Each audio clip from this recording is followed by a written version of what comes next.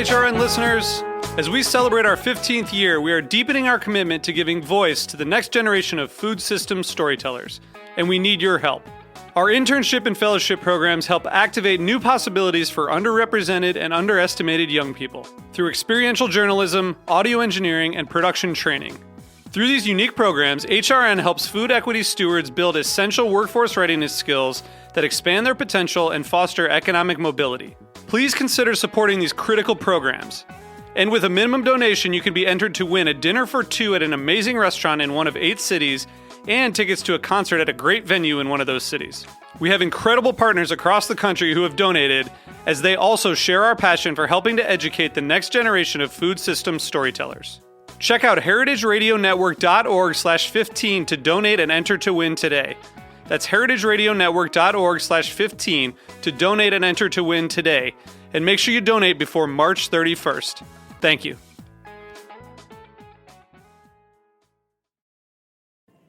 Heritage Radio Network on Tour is made possible by the support of the Julia Child Foundation. Much of what we've heard involves finding ways to tell stories, whether they're marketing ways or they're legal ways, or they are even ways through flavor, in fact. How do we understand this food world we're in? How do consumers find a way to educate themselves, but also express their power? And what role do different actors and stakeholders in the food system have, and what kind of keeps it all together?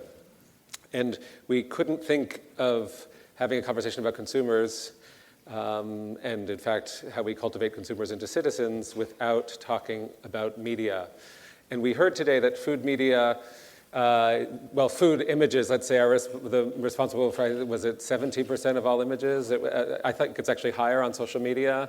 But most of those images are probably not of low-paid workers, and they're certainly not of chickens not in pastures necessarily. They are of muffins, and they are of deep-fried hamburgers, and all sorts of things like that.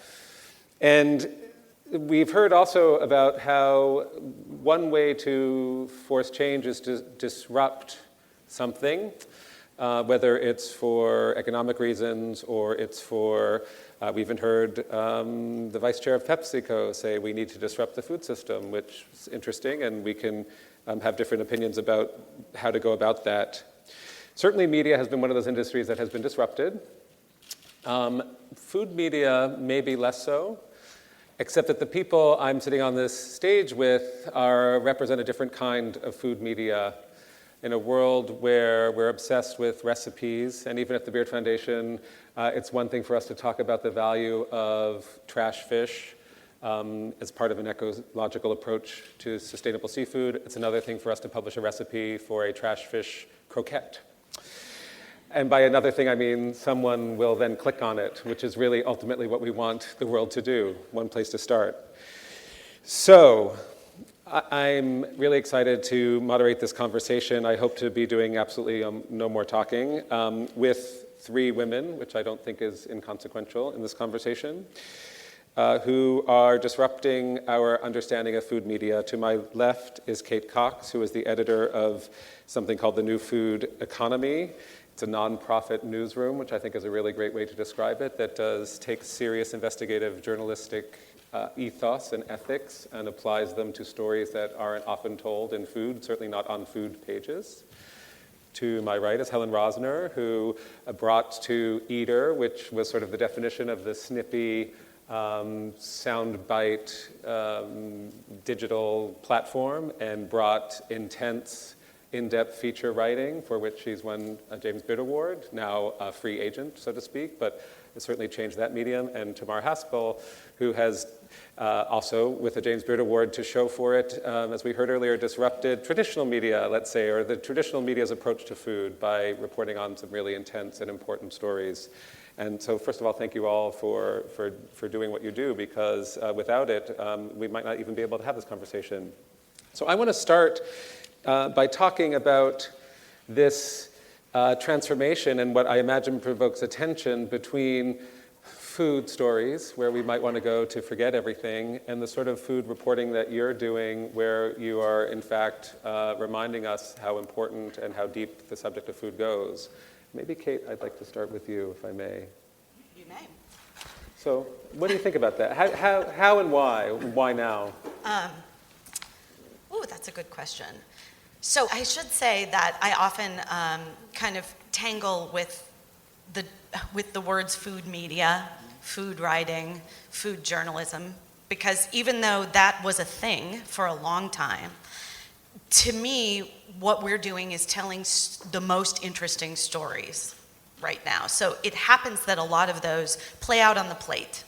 There's stories about power, there's stories about money, there's stories about injustice, and those are my favorite kind of stories to tell because I'm just a journalist.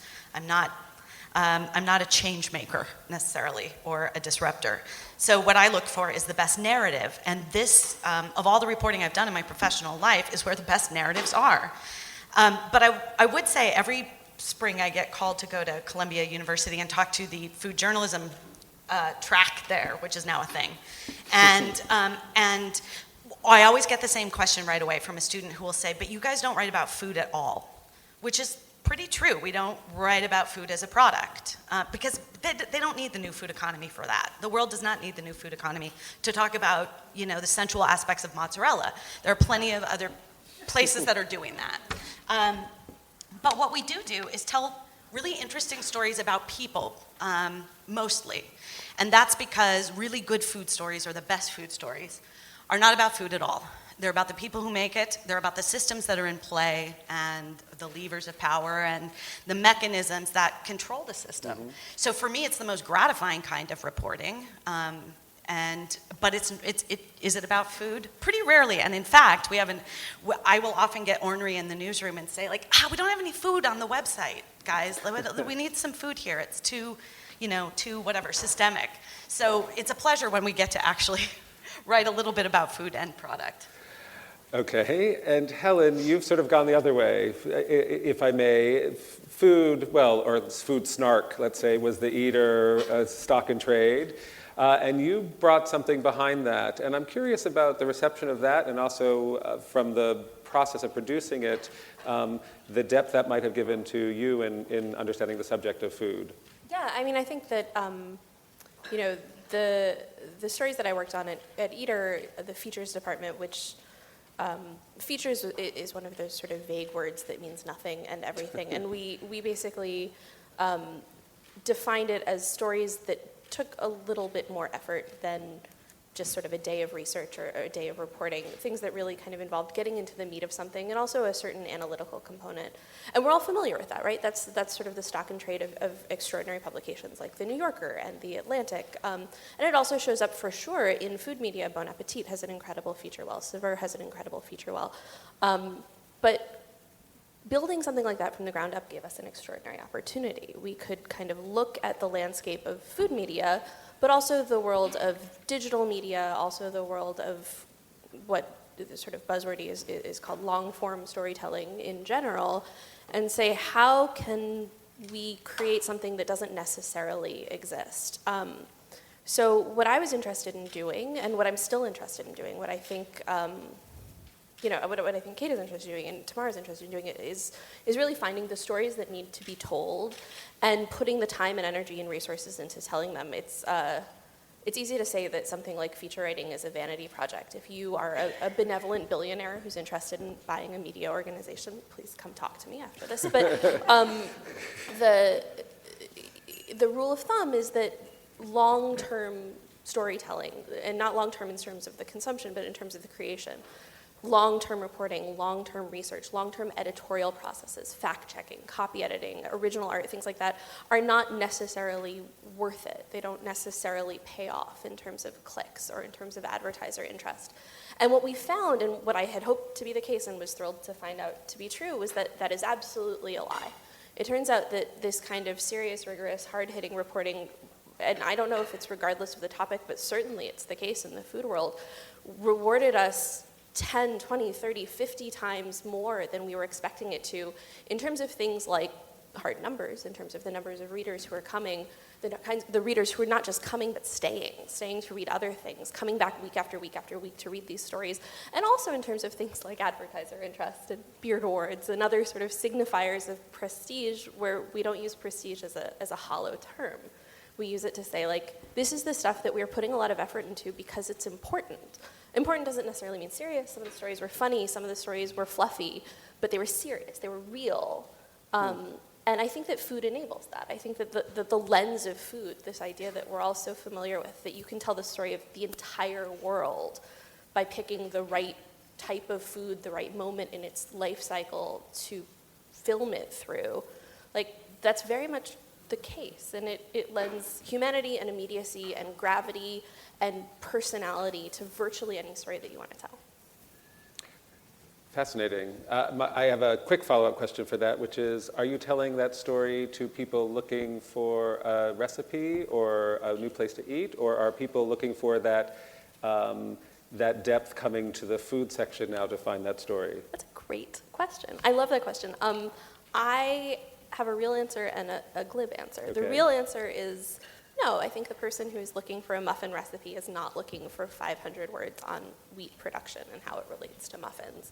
Or, sorry, 5,000 words. 500 words, that's fine. Anybody can skim through that. But, like, but, you know, there is probably an incredible 5,000 word story to be written about muffins. But if you want to make breakfast, that's not what you're interested in.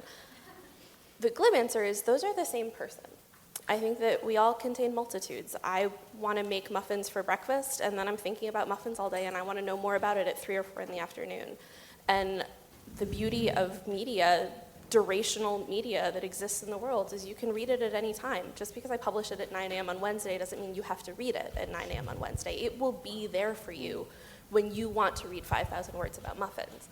And my job is to make sure that when you want that, it has already been provided. Tamar, you actually now work for a news organization owned by a benevolent billionaire of sorts. So well, jealous. I'm freelance. Okay, you're freelance. Don't be jealous. There's no paycheck. No, benevolence only goes so far in these matters. But let's talk a little bit to me about your audience for stories, because you don't come at it from the recipe section, let's say. And I think it's a testament to the different varieties of media that are out there that my experience is completely different from Helen's. That I think you can do all kinds of stories about what I think are hard-hitting, important issues that absolutely nobody will read. And, tackle the farm bill. I mean, and no amount of stories, I think, is going to engage people. And for me, the problem, and this is why Helen has 30 billion Twitter followers and I have 17, because she is able... I have 17. I've seen yours. 21. You're a step ahead. She is able, and the reason that she can sit here and say that, oh yeah, you can do a story about anything and it's hard hitting and people will come and click, is that she has found this formula that makes it work. It's eluded me for the most part. I can help. I'm freelance now. I'm yours. And why do you think? Well, oh God, it must be me. But no, seriously, okay, I want to go back to what you said about disruption. And before I was a disruptor, I was a disruptee. And I got to tell you, if there's going to be disruption, it's way better to be a disruptor, because being a disruptee, I wrote for Condé Nast and Time Warner back in the day when they all had to get monthly magazines out and they all paid $2 or $3 a word and you could make a living doing it. And you can't do that anymore, or it's very difficult. And so things are different. And in some ways, my disruption is very traditional. I mean, my showcase is a column in a traditional newspaper that I think does a very good job. But I am grateful to do that, because my editors don't even tell me what my traffic is, because that's not what they want me to focus on. They want me to focus on the work that I do. And fortunately, there is a place in the world for media that looks hard at stories that might not have that broad audience, but is still important to do. And does the fact that Washington Post and a few other marquee news outlets are now the first line of defense of what we might call democracy? large D democracy, yes. Does that put food in a different place because it has to? Or does that make it a more fruitful place, if you will, because less attention's paid and you can do more? I think it does. And this dovetails with the conversation that Karen was just having and some of the other themes that have come up, that one of the things that weighs heavy on me is that when I work for this newspaper that is supposed to be a responsible truth teller, and I feel very acutely that I have to get it right. And one of the questions that, when we talk about media as a lever for promoting activism, if you're going to promote activism, if you're going to spur people to actually take action, by God, you better be right.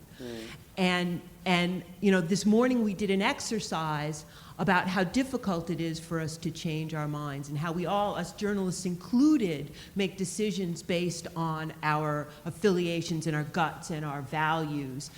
And what keeps me up at night is, okay, I can see all your biases, but mine is completely inaccessible to me. So it makes me circumspect about any role I would have to try and get people to go out in the world and take action. So one of the pieces of data that came from our research, and I don't think we've said this, but the full summary of our consumer work is available on jamesbeard.org, for those of you who want to find some of the more details of the data, was that the whether or not respondents identified as Republican or Democrat didn't seem to impact the answers, the changes they were making, or the reasons they were making those changes. So we felt there might be some real power in that, in a time when politics and even money to support causes and activism are going in other areas. Thank you for the work that Washington Post does. And I'm wondering if the politics of food, sitting in this moment when I think food writing has never been richer, never been more full of ideas and impact and influence, whether the politics that you want to play come into the reporting, or whether you're trying to redirect a story actively for an audience that you know is listening. Kate, who are you writing for, and what are you trying to get across? Oh, that's easy. Okay. Well, I'll just put that in a capsule. No, we're still figuring out who we're writing for. I think we started this project 3 years ago thinking that only the food industry might be interested in what we were writing. And almost immediately, maybe 3 months into publishing, that was proved completely untrue. People were interested in deeper stories about where their food came from and who made it, beyond the kind of know your farmer narrative that we'd all gotten very comfortable with by shopping at Whole Foods or whatever. The one thing we didn't realize is that we would be reporting on politics in the way that we are. That is something that fundamentally changed. We thought we'd be covering Farm Bill. Like there's a little checklist of things you're going to cover if you write about food and politics in any way. You're going to cover the Farm Bill. You're going to cover labor disputes and those pieces of legislation.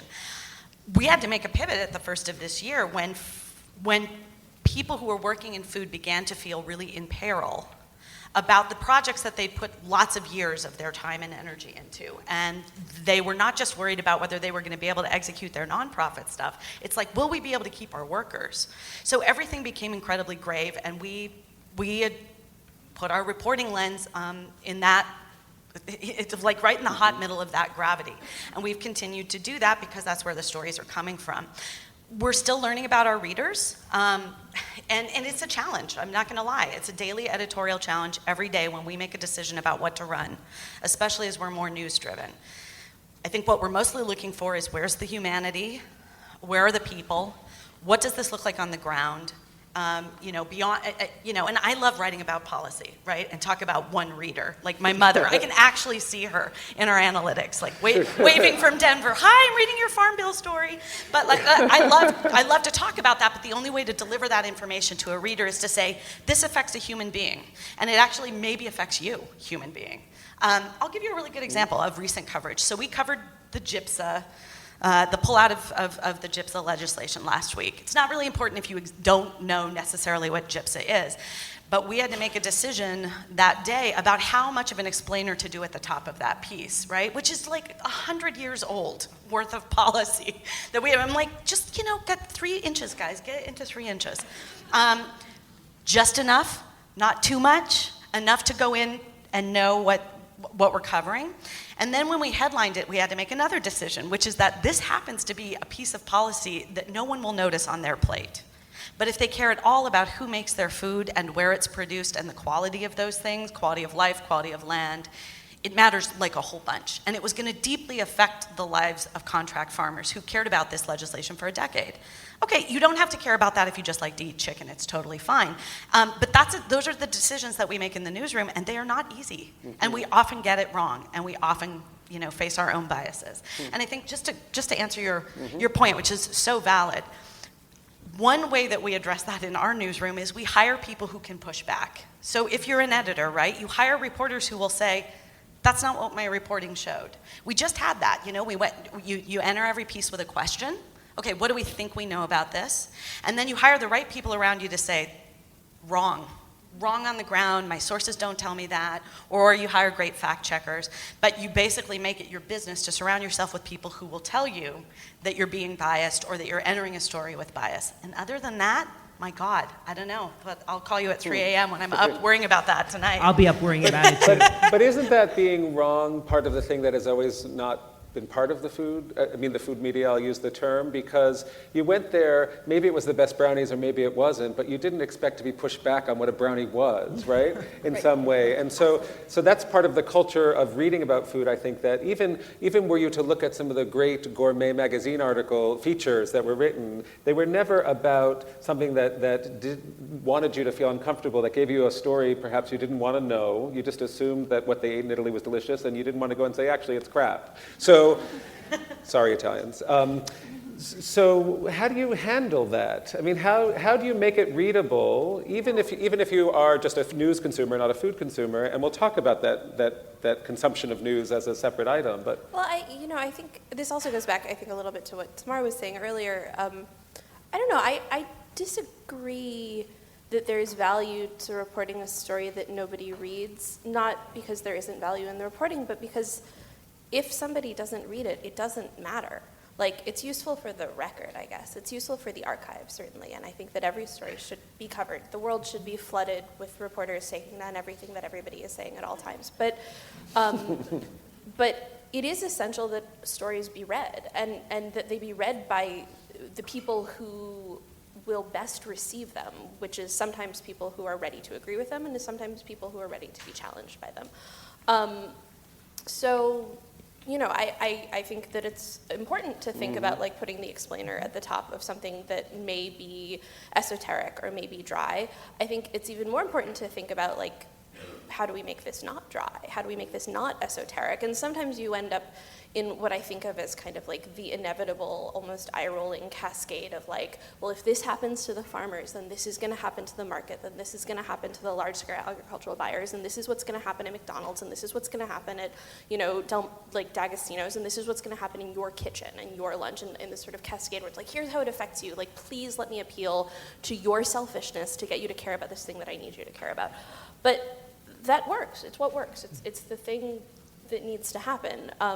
Finding the audience can be hard, and I think that the stuff that I was talking about before, the kind of prestige-y, long-formy stuff that I tend to focus most of my energies on, is kind of a little bit of a Trojan horse for a lot of readers. What we found when I was at Eater was that we would get in readers who were new to our site, but not only were they new to our site, they were readers who generally were new to food-specific media.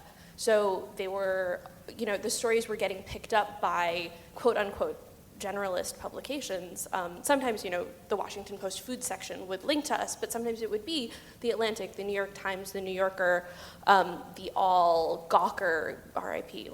There were things where the audience was not necessarily an audience that considered itself a food consumer, and we were getting them in the door. We were speaking some kind of secret code somewhere in the first couple paragraphs of the story. Tried very, very hard to make sure that the headline and the first sentence were catnip like generalist, exciting catnip to get them in the door so that they could make it to the bottom of the story. I mean, I think like the thing that I live my life by is I need to get the reader to the end. I need to get you to the bottom of the story. And if it's 100 words, if it's 1,000 words, if it's 10,000 words, my job as an editor or my job as a writer is to get you there, because presumably the important stuff I'm saying goes all the way through.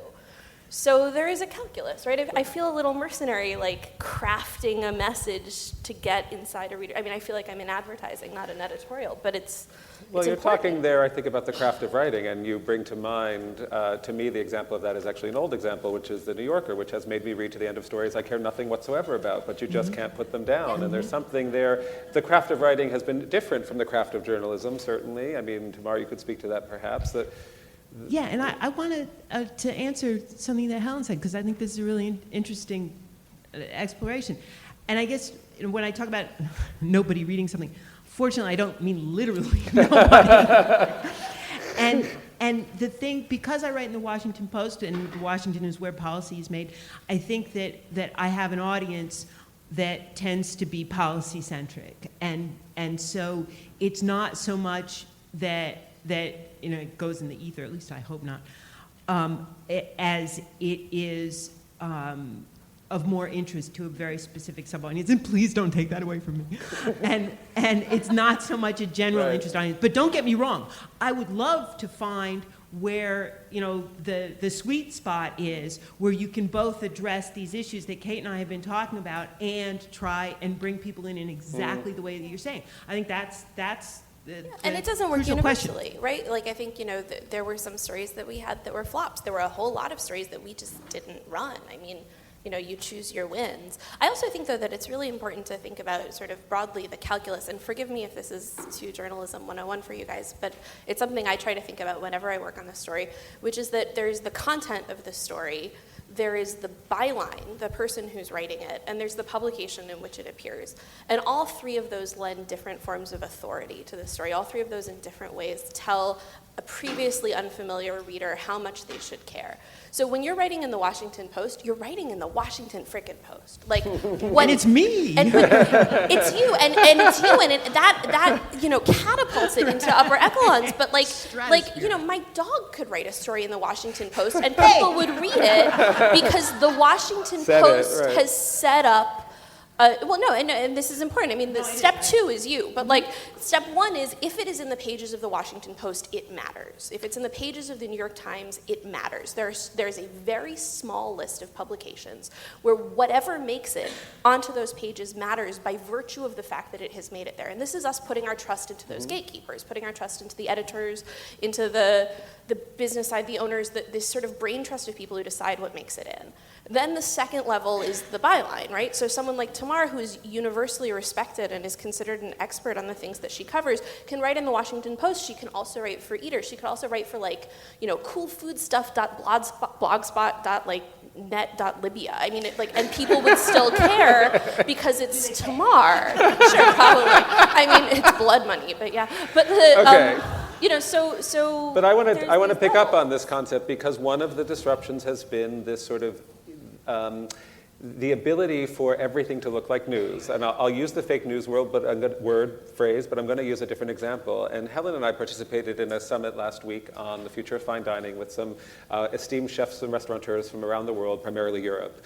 And one of the comments that was made was that if someone takes a photograph of a hot dog and puts it on Instagram, or someone takes a photograph of some complicated dish in a 3-star restaurant that took 45 people to make and 17 farmers and however many hours and puts on Instagram they're the same. Their value is the same. I ate them, I participated. In fact, more people, the value might be higher for the hamburgers, more recognize it and more can relate to it, and they more are going to forward that. In news, we have this environment right now where a lot of things look like they came from places I've never heard of. Those marquee names, that sort of credibility-granting institution impact doesn't hold. We've seen it in all other sectors. How do we negotiate that in food media? Why does all the work that you put into the new food economy that comes up looking like a story I made up or some of the facts that are on our cards, how do you negotiate this new environment of taking information from people who are clicking only on the things that interest them anyway or that conform to their worldview. What do we do with that? And I'm not asking because there's an answer. I'm just wondering. It's really hard. Yeah. And, you can, especially on some of the controversial topics, you go out there and you can see all kinds of stuff that passes for news. And I think the only answer that I found is to be super, super careful. And, the first thing I do is to find the smartest person who doesn't agree with me and listen. And I want to make sure that I don't open myself up to charges of bias, although it hasn't helped me. Google me, you'll find out I'm a covert Monsanto operative. But this is the environment that we're working in. But again, I think in some ways this is an enemy of what Helen has been talking about. Right. Because as soon as you feel like you have to be so cautious and so many of my pieces read like, well, on the one hand and on the other hand, and so that's not compelling Then journalism. you end up saying nothing. Right. Well, I would hope I avoid that. But yeah, no, it's exactly true that this is the enemy of good storytelling. Right. Yeah. And I think, though, that there are actually two things, and there are probably more than two, but I have two concrete answers, right? And one of them speaks directly to this, which is that I think that, journalism voice, right? Like this sort of no first-person pronouns, everything is in passive voice, sort of newspapery argot needs to die. It's not just outdated, it's a liability. I think that stating things dryly in this sort of Walter Cronkite, faux neutrality, this is the news voice that newspapers have used it's a relic, it's a dinosaur, and it's a liability increasingly because it is so easily spoofed and so easily cast off. So, saying I'm writing this story, and it starts to sort of shove you a little bit into the realm of opinion, and we can go off on a whole tangent about how I believe there is no such thing as bias-free journalism. But if Tamar is speaking to the smartest person on the opposition, I think it's useful for her in her own voice to provide context for the decision to do that, to say listen, here's my methodology. I went out in search of a question. It's something that's been happening in men's magazines and women's magazines and also general magazines, but specifically in these sort of gendered magazine constructions for some reason for decades and decades. This idea of a columnist who says, I have a question, I'm going to go out and do this. This is parodied by Carrie Bradshaw, right? But it turns out that this is actually a solution, right? This is an insulation against these accusations of fakery, and it's an insulation against actual fakery because you are showing your work. That's effectively what that is. It says, I'm a human being, I'm fallible, I have a series of choices that I'm making, and I'm showing my work right here within the story, instead of presenting the story, which is a tight 300 words, and then also here is a giant notebook full of all of my citations. And I would love to say something about that. So I regularly, when writers call or pitch me, the ones that I will talk to, because they didn't pitch the brownie that will change the world, and the cool dude who made it, when they, bias, you just saw it. Here it is. Often I will have writers say to me, we don't really get you. It's funny, but it's newsy. What do you do? They want direction, right? So I think one thing you do is be extremely frank about what you are and are not. The new food economy is not Reuters. What do?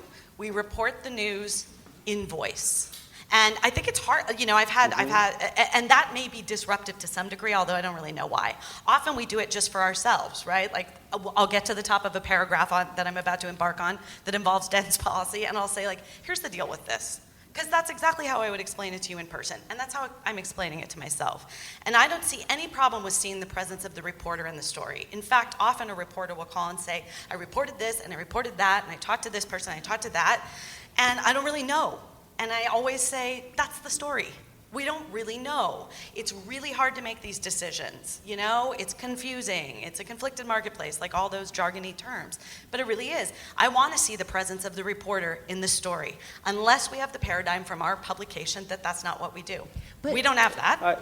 I would like to note that is a major change in journalism, and that's a disruption of sorts. It's a massive disruption. Yeah, right. It's a huge. And I'm not saying I'm against it, but journalism 101 used to be you never use the word I. So, right. And we're not talking. I'm sorry. We're Yeah. not talking first person like, oh, I have feelings about, like, let's talk about, all my feelings. It's more like, hey, I'm a person who reported this story and is sharing with you the experience of trying to understand it. And that's often why we write explainers at the top of our pieces. It's partially so the reporter can make absolutely sure they get the issue. And I just think we need to be honest about, hey, like, we're all in this system together, whether we're covering it, we're all eating in it. So let's acknowledge that. Maybe that's And it has the partly bonus because we're in a system. of being readable, right? We were talking about how do you get the reader in the door. If I'm having a conversation with you, you're immediately much more engaged. I mean, it's all of this psychological gamesmanship, which is what all, sort of competitive journalism ultimately boils down to. So in the 49 seconds we have left, I want to just touch on this idea that media is a consumable. I mean, obviously, it's been part of what you've talked about, and there are audiences and consumers, and there are economic transactions that have to take place in order for it to exist in some way. And perhaps think about what we've learned about consumers in general and how that might apply to the consumption of media, if you will. Just two thoughts about, I have two, Yeah. I guess, and they're general in nature. But for us, it's defy everything everyone ever told you about how to do your job. And by that, I mean, assume the reader wants enough context that they will read 2,000 words. Don't give them a crossword puzzle when you can give them an explainer. No. We have an executive editor who doesn't write for us too much, but he writes commentary, which we call commentary, Pat Clinton. And he said to me very early when we first started, they're not going to tell you what you want. You're going to tell them what they want. And trust that if the story is good and the reporting is good, they're going to stay with you. That maybe is a disruption, but that's it. That's how we do it. Other thoughts on consumption of media? Just 2 seconds left. Yeah, along the same lines. I think that, my job is to bring people in who have this small interest. Maybe it's, maybe not just the muffin, but something right beyond the muffin, and try and broaden that reader's horizons just a little bit. Try and leverage that piece of interest into something that's bigger. Yeah, I think the goal of media, the function of media, is to tell people what they should be caring about, and whether they should be caring about it because it is imminent disastrous policy, or they should be caring about it because it's long-term disastrous policy, or they should care about it because it's cool, or it's delicious, or it's interesting, or it's moving things forward, or it's changing the representational landscape. Whatever it happens to be, it is the job of media to confidently tell people this is what you care about, and here is why you should care.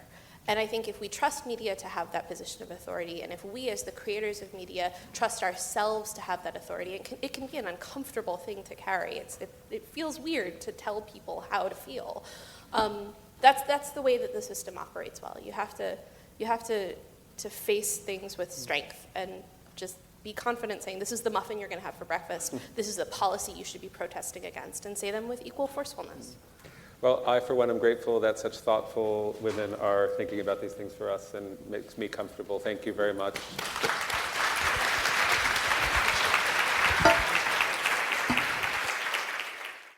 Congresswoman Shelley Pingree really walks the talk. Since 2008, this passionate legislator from Maine brings her other life's work as an organic farmer and an advocate for a better food system to our nation's capital, where she helps shape food policy that connects farmers and chefs to corporations and consumers. Because as Shelley has said, it can't just be Washington and lobbyists making all the decisions. She also believes that the good food movement crosses all parties. And I think that's a downright refreshing perspective for a politician these days. Tonight, we'll also be honoring Shelley Pingree with our James Beard Leadership Award for her achievements in bringing her farmer's voice and passion to Congress and to Americans. I really look forward to hearing what you have to say today, and always, please help me welcome the Honorable Congresswoman Shelley Pingree. Congresswoman Shelley Pingree really walks the talk. Since 2008, this passionate legislator from Maine brings her other life's work as an organic farmer and an advocate for a better food system to our nation's capital, where she helps shape food policy that connects farmers and chefs to corporations and consumers. Because as Shelley has said, It can't just be Washington and lobbyists making all the decisions. She also believes that the good food movement crosses all parties. And I think that's a downright refreshing perspective for a politician these days. Tonight, we'll also be honoring Shelley Pingree with our James Beard Leadership Award for her achievements in bringing her farmer's voice and passion to Congress and to Americans. I really look forward to hearing what you have to say today, and always, please help me welcome the Honorable Congresswoman Shelley Pingree. I'll tell you my perspective on it from the last 8 years. So I think it's easy to say there's no surprise federal food policies have not caught up with what consumers want today or what we're all talking about. In many ways, it's stuck in the 50s, 60s, 70s, the Earl Butz era, get bigger, get out, consolidation of farms, processing of food, things that are very different today. And it's been wonderful, frankly, to see so much data that confirms what I experience all the time. The USDA and the Farm Bill food policy has been about, kind of the opposite of what people want. The gentleman from Pepsi mentioned that earlier today. In some ways, food policy and farm policy have been the opposite. We've incentivized many of the wrong things. Things like corn syrup made some things cheap, commodities cheap, and put more of them into our food than we should have had. Somebody mentioned we don't put enough into specialty crops, which is frankly fruits and vegetables, and we focus too much on commodities. Welcome to the world of agriculture policy in the Farm Bill. Everything we've seen about the statistics today plays out what's happening dramatically and dramatically fast. It may be plate tectonics, but we're getting closer to a tipping point around this. The fact that 67% of people changed their diets in the last 3 years, mostly to healthier foods, and all those other numbers about what people want to eat, why they care about the environment and what they eat. All these factors are coming into our food decisions today. And policymakers can wait and hang out and think we don't have to deal with it, but the fact the marketplace is changing very fast with or without us. As you heard, I have a background in doing this. I actually got involved in the earliest food movements of the 1970s when we were just starting to talk about kind of natural foods, whole foods. I was a back to the lander in Maine, interested in sustainable food, and I've really seen the changes in my 45 years of a farmer, an activist, and the policymaker. When I had my first farm stand in the 1970s, people enjoyed the fact that they could come to my stand. It was nice to have somebody in the neighborhood you could get fresh milk or eggs or vegetables from, but virtually nobody said, is it organically grown? What goes into your crops? What's different about this? I served on the agriculture committee in my local legislature, my state legislature in the 90s, and there were a couple of conversations about GMOs and irradiated food, bovine growth hormone, but mostly it was a quick debate. It was very much dismissed with, and nobody took up the policy conversation and did anything with it. I'm lucky enough now to be a farmer. I run an organic farm, an inn, and a restaurant, and I'm very fortunate. I have two of my daughters today, both of whom run restaurants, so go figure. None of us planned on that. But the fact is, today at our farm, the marketplace is completely different.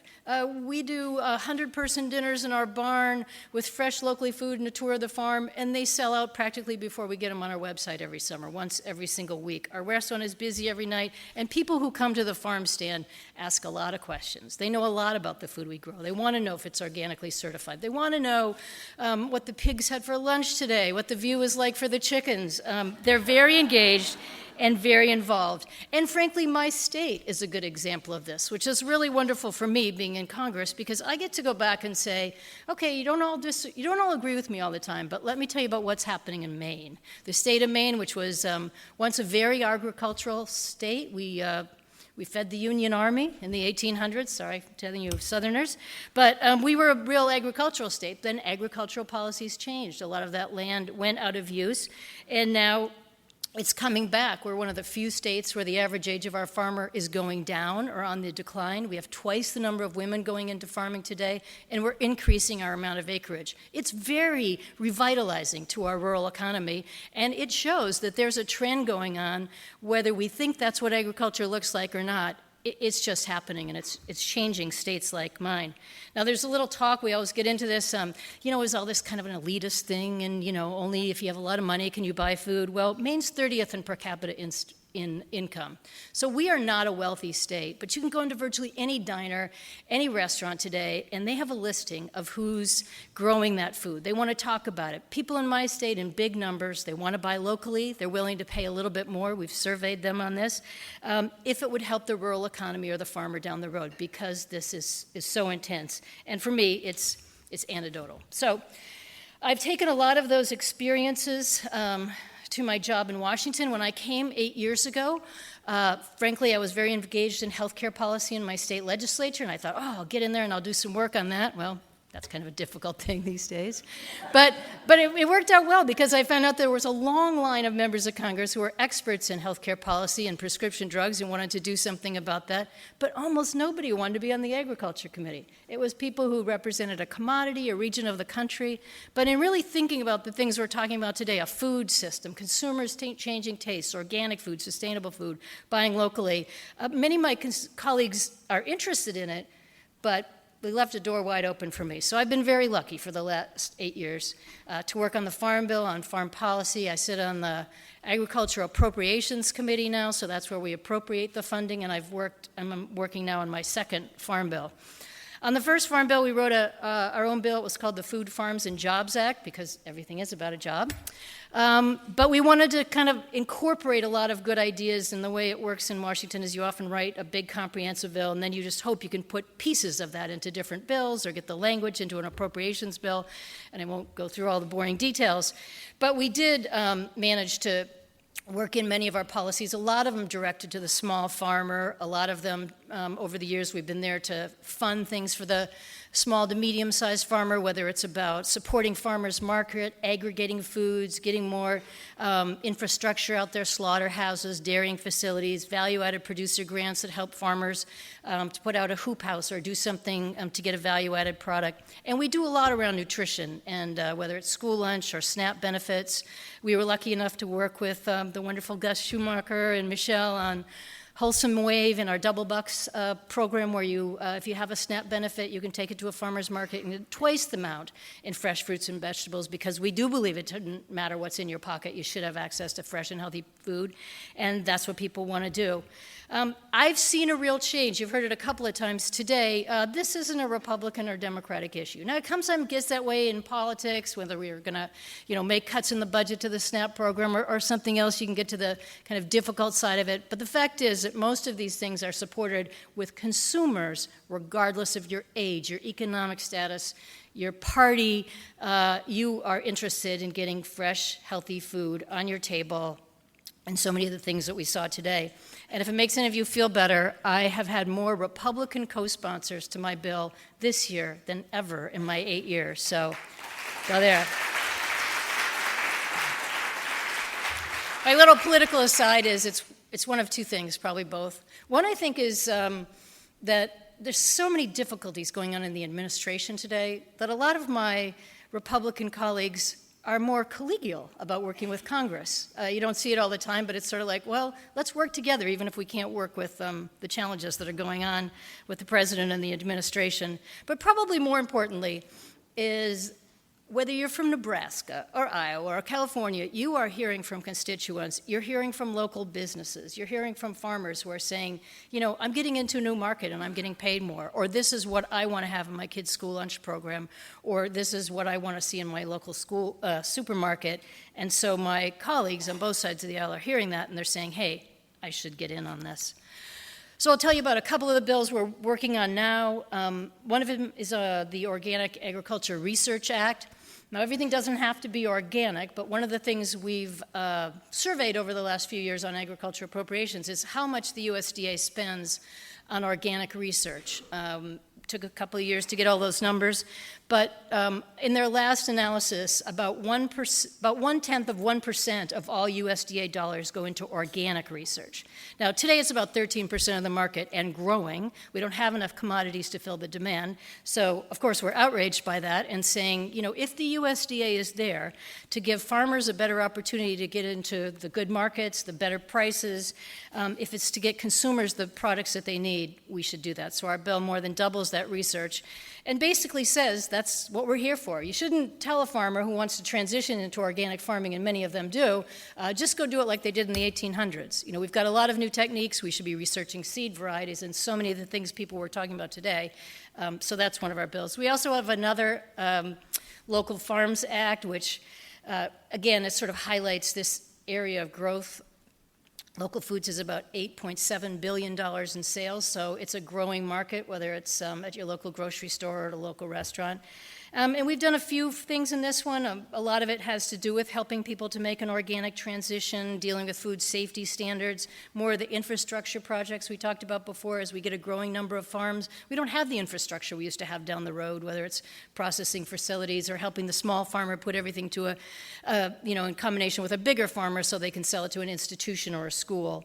And we also have more consumer things in this one, too, as we did before, helping low-income people and veterans to get CSA shares, a growing way that people work with their local farms, a prescription pilot program, which is also another wonderful idea from Wholesome Wave and others, and thinking about food being medicine, and can your doctor write you a prescription because food will help make you healthier, not just medications.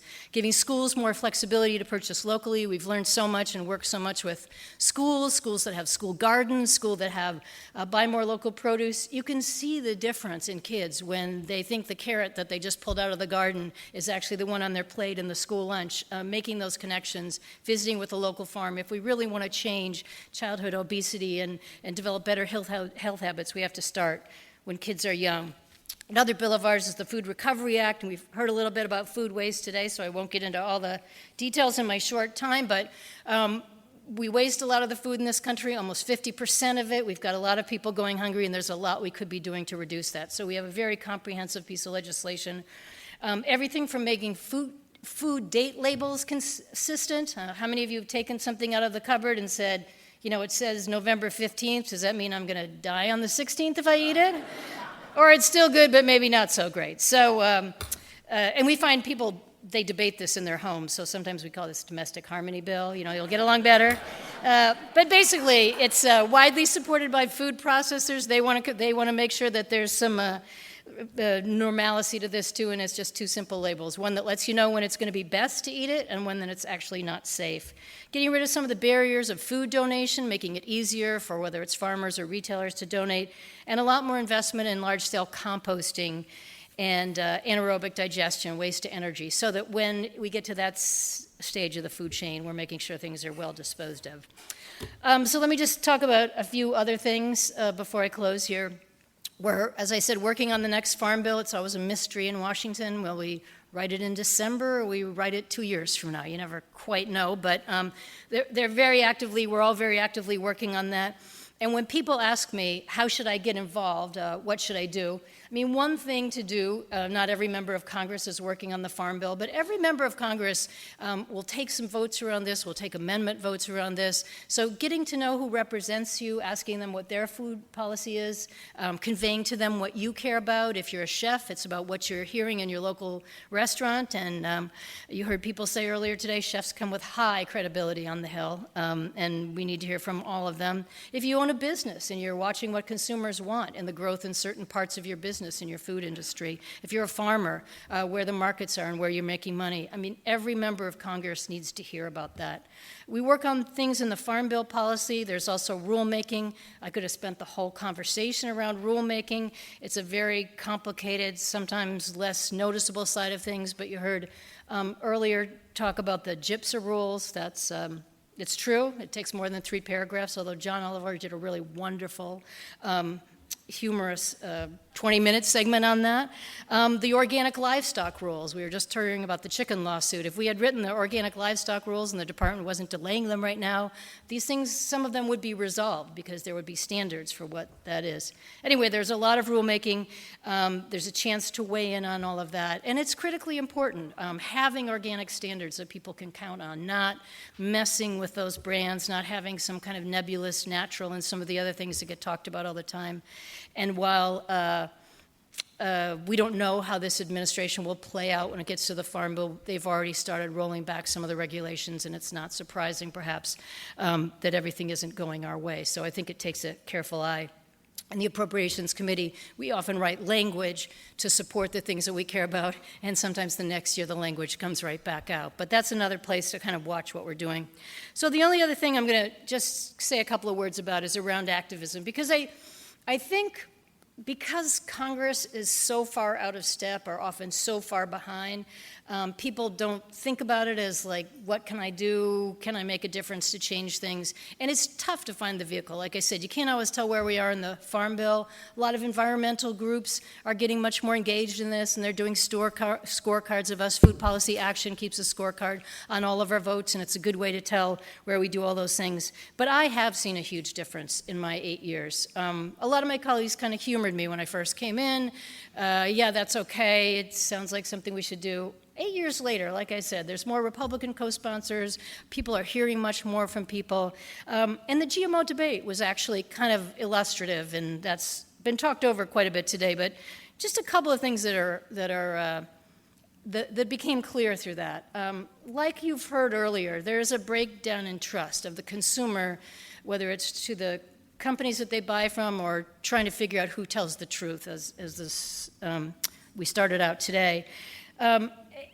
And that activism is coming through anyway. And I think it's very frustrating for people who work in science. They think, well, here's the facts. Why doesn't the public agree with that?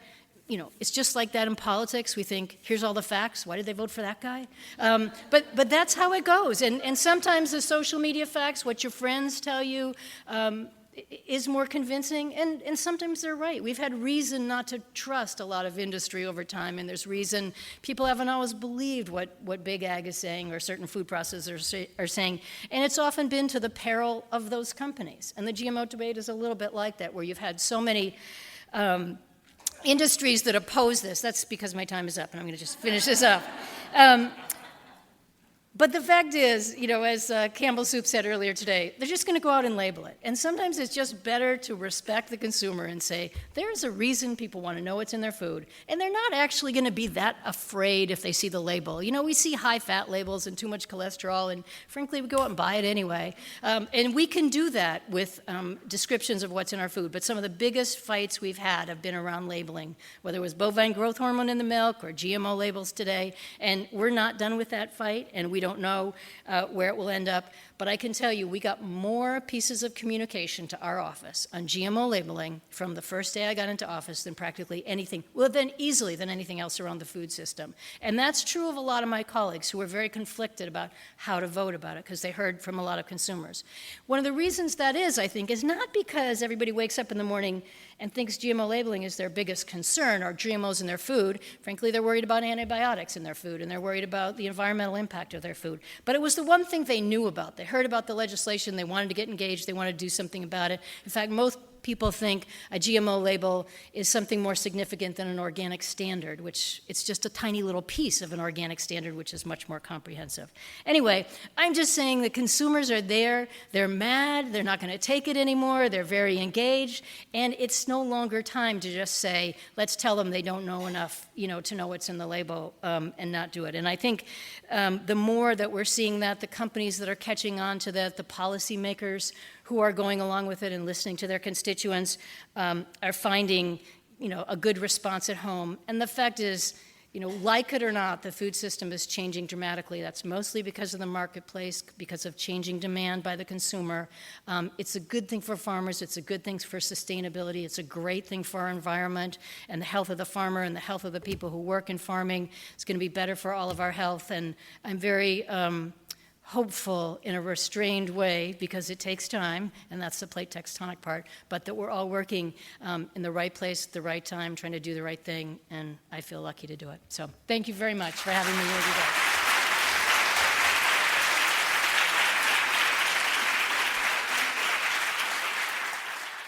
I want to start with something very central to this whole meeting and just ask the question, what is natural? And so when you think of natural and what's being called natural and what's being sold as natural and all the things that you have preconceived about natural, do you think of the picture on the left or do you think of the picture on the right? I just happened to be flying from Belgium a couple days ago, and I took this picture and I was like, God, that's beautiful, with the farms, and I was like, this is kind of natural to me because I grew up on a farm. My family's in grocery business. I became an architect, but now I'm back into farming, and so this to me feels natural. And maybe the thing on the left is. So let's just go back to the definition. The most important part, not made or caused by humankind. Just keep that in mind. So the next one, what is farming? I work with a large retailer, one of the largest retailers, and we did a deep dive into their food chain. I said, we found out what the average age of an apple is in the United States from the date it was picked until the date it got in your mouth. 2 months, 4 months, 14 months. And so all of a sudden I was confronted with a toddler-aged apple that I had no idea how it could exist. And we did the study of that apple and we found that it had lost all its antioxidants by the time it gets in your mouth. It's basically a ball of sugar and fiber. So the question is, what is farming? Farming is a business. Farming is an activity or a business. They're going to sell you something and they're going to try to make money. And so that's not optimizing towards a goal of nutrition or flavor either. What is GMO? Everyone in this room will be like, I know what GMO is because I'm really smart. Well, this is a study of the USDA government policy related to mandatory labeling practice. A lot of these things we argue about and they're highly political, but there was a control question. Down at the bottom, see if I can get the laser pointer to work, it says mandatory labels on food containing DNA. About 20% of this crowd laughed. That's consistent with the American public. 80% of the American public would require mandatory labeling of food containing DNA. Everything contains DNA that was once alive. So like, do you know what GMO is? What is the story about it? So let's just get to a quick answer. GMO is an organism whose genome has been manipulated in some way. So then you're like, oh, well, this started happening like in the 70s. Damn those people. They started messing with everything. Truth is, it started happening in 10,000 BC. So here's another kind of takeaway for you. Farming and the process of farming is always a conversation between man and nature, woman too, of course, and how we get resources, how we feed our populations, and all of the techniques we use to do that. So let's go with I buy local, right? A lot of people want to say I buy local. So I'm a National Geographic explorer, and I did an expedition to this place called Almeida, Spain. This is the world's largest greenhouse. I wanted to see it because you can see it from space. I thought it would be amazing. And I got there and I found Moroccan slave labor. I saw that they were draining a fossilized aquifer. I saw that there's so much plastic that they lower the temperature in the region by 1 to 2 degrees, and that the sperm whale breeding grounds were being infiltrated with chemicals that cause algal blooms to where the phytoplankton don't live. I mean, it is an absolute nightmare. The stuff from this place is basically sold in the UK and in Germany as grown in Europe. So when they go to the store, to whichever store, I won't pick on anybody, and they spend their money to make a better decision, they think is a better decision, it's not. And so this is the hardest slide to digest, and we'll get through some other ones really quickly, but farming is not natural. It never has been. It never will be. It's about using our resources the most efficiently for the goals of human beings. Everything you've ever eaten, everything you will ever eat is GMO.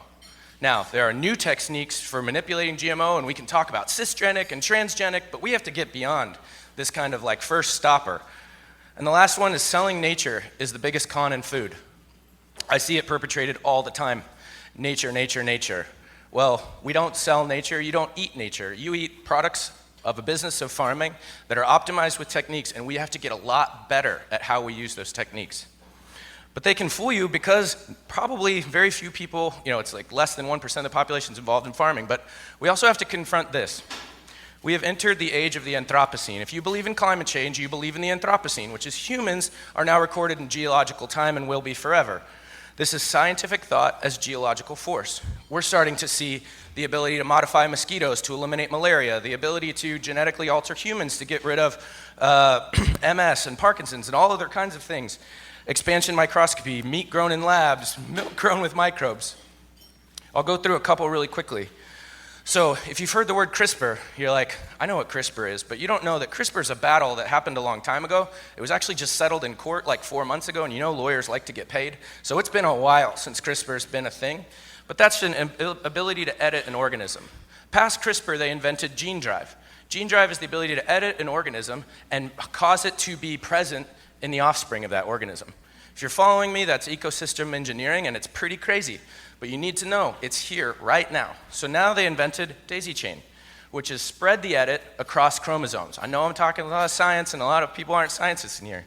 But that means if you spread the edit across chromosomes, you can calculate when the edit leaves the population by the number of pairs that keep matching and the number of dilutions that keep happening. So now that we have the ability to edit, to inherit, and to remove things from ecosystems, things like Lyme disease, things like malaria. And so this is going about as fast as the 1970s of computing was going, and just about as few people know what's going on or the impacts that it's going to have as they did then. Designer cells and microbes. So on the company on the left makes leather from cell biopsy from a cow. Happens in New York. They produced their first fashion line with it. This is a cell biopsy from a living cow, breeding up those cells, sheeting those cells, and making leather that has no kill, that has very little environmental impact, that has no blemishes, that can be transparent because they can stop the process of sheeting at any time. And I think that shirt's pretty expensive, but the point is, we are now gaining a hold of biology by design. And so designer microbes, we're looking at yeast. Yeast is the best chemical, the best little factory in the world. You can make amazing things with yeast with very little byproduct. And so we're going to start getting smaller in our ability to manufacture a lot of the things that we need to eat. Imagine yeast that manufactures palm oil. Imagine palm oil not deforesting the rainforest. So there are so many new options coming online as it starts to integrate with technology that we need to be aware of, we need to think critically through, and not be told how to think. So I'm going to start going really fast, as if I haven't already. So strap in. This is my work. So I work on designer climates. This is the most beneficial climates in agriculture in blue, the least in red.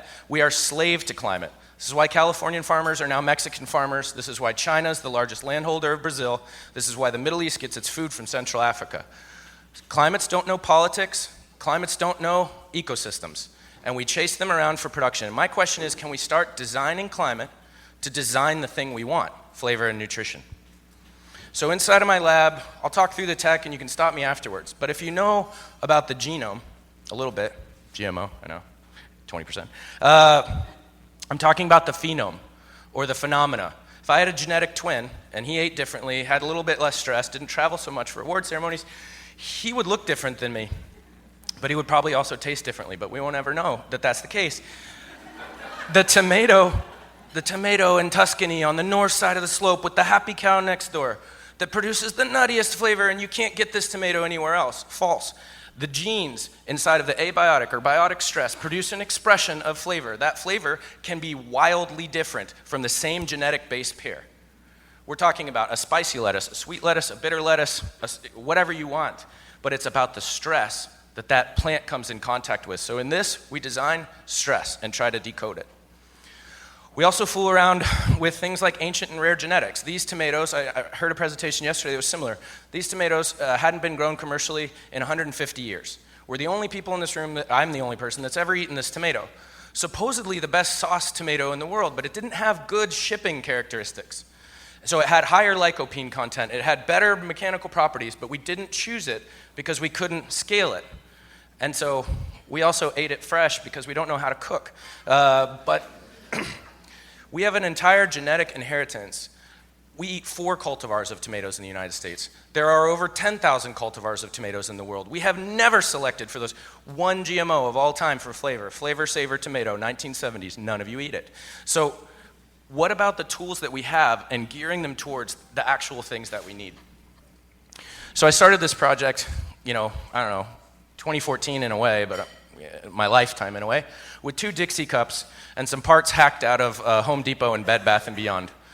We've progressed that all the way through to now with something we call the personal food computer, which you're going to see a lot about. But that's the rapid speed of development of this technology with a use that's hungry for it, tools that are available, cheap sequencing, cheap data storage, cheap algorithms, free algorithms from Facebook and those guys. So we're going really, really fast.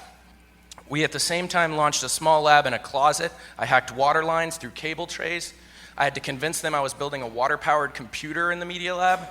They believed me. So that's that first one.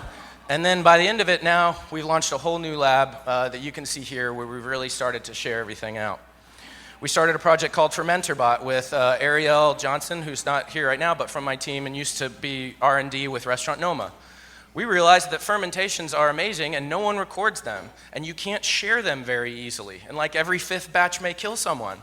So we were like, maybe if we recorded the data about it, you could send that data to someone else inside of their fermenter, and then you could iteratively develop that cycle to develop flavor. We're also building tree-sized food computers. This is a new thing, and I'll talk a little bit more specifically about the sponsor and the project in a second. So here's the idea. We first record, and that's what I've shown you. Then we digitize. So if you remember this Willy Wonka, where they shot the candy bar, they turned it into particles, and they reconstituted it on the other side. In a world where Pokemon Go, like I was saying yesterday, has more users than Twitter and Tinder combined in a week, is a billion-dollar company without selling anything, can we use that kind of power of data to describe our food so specifically that we can literally send information about it rather than sending food all over the place, which causes, of course, a whole bunch of problems from nutrition and off-gassing and so on.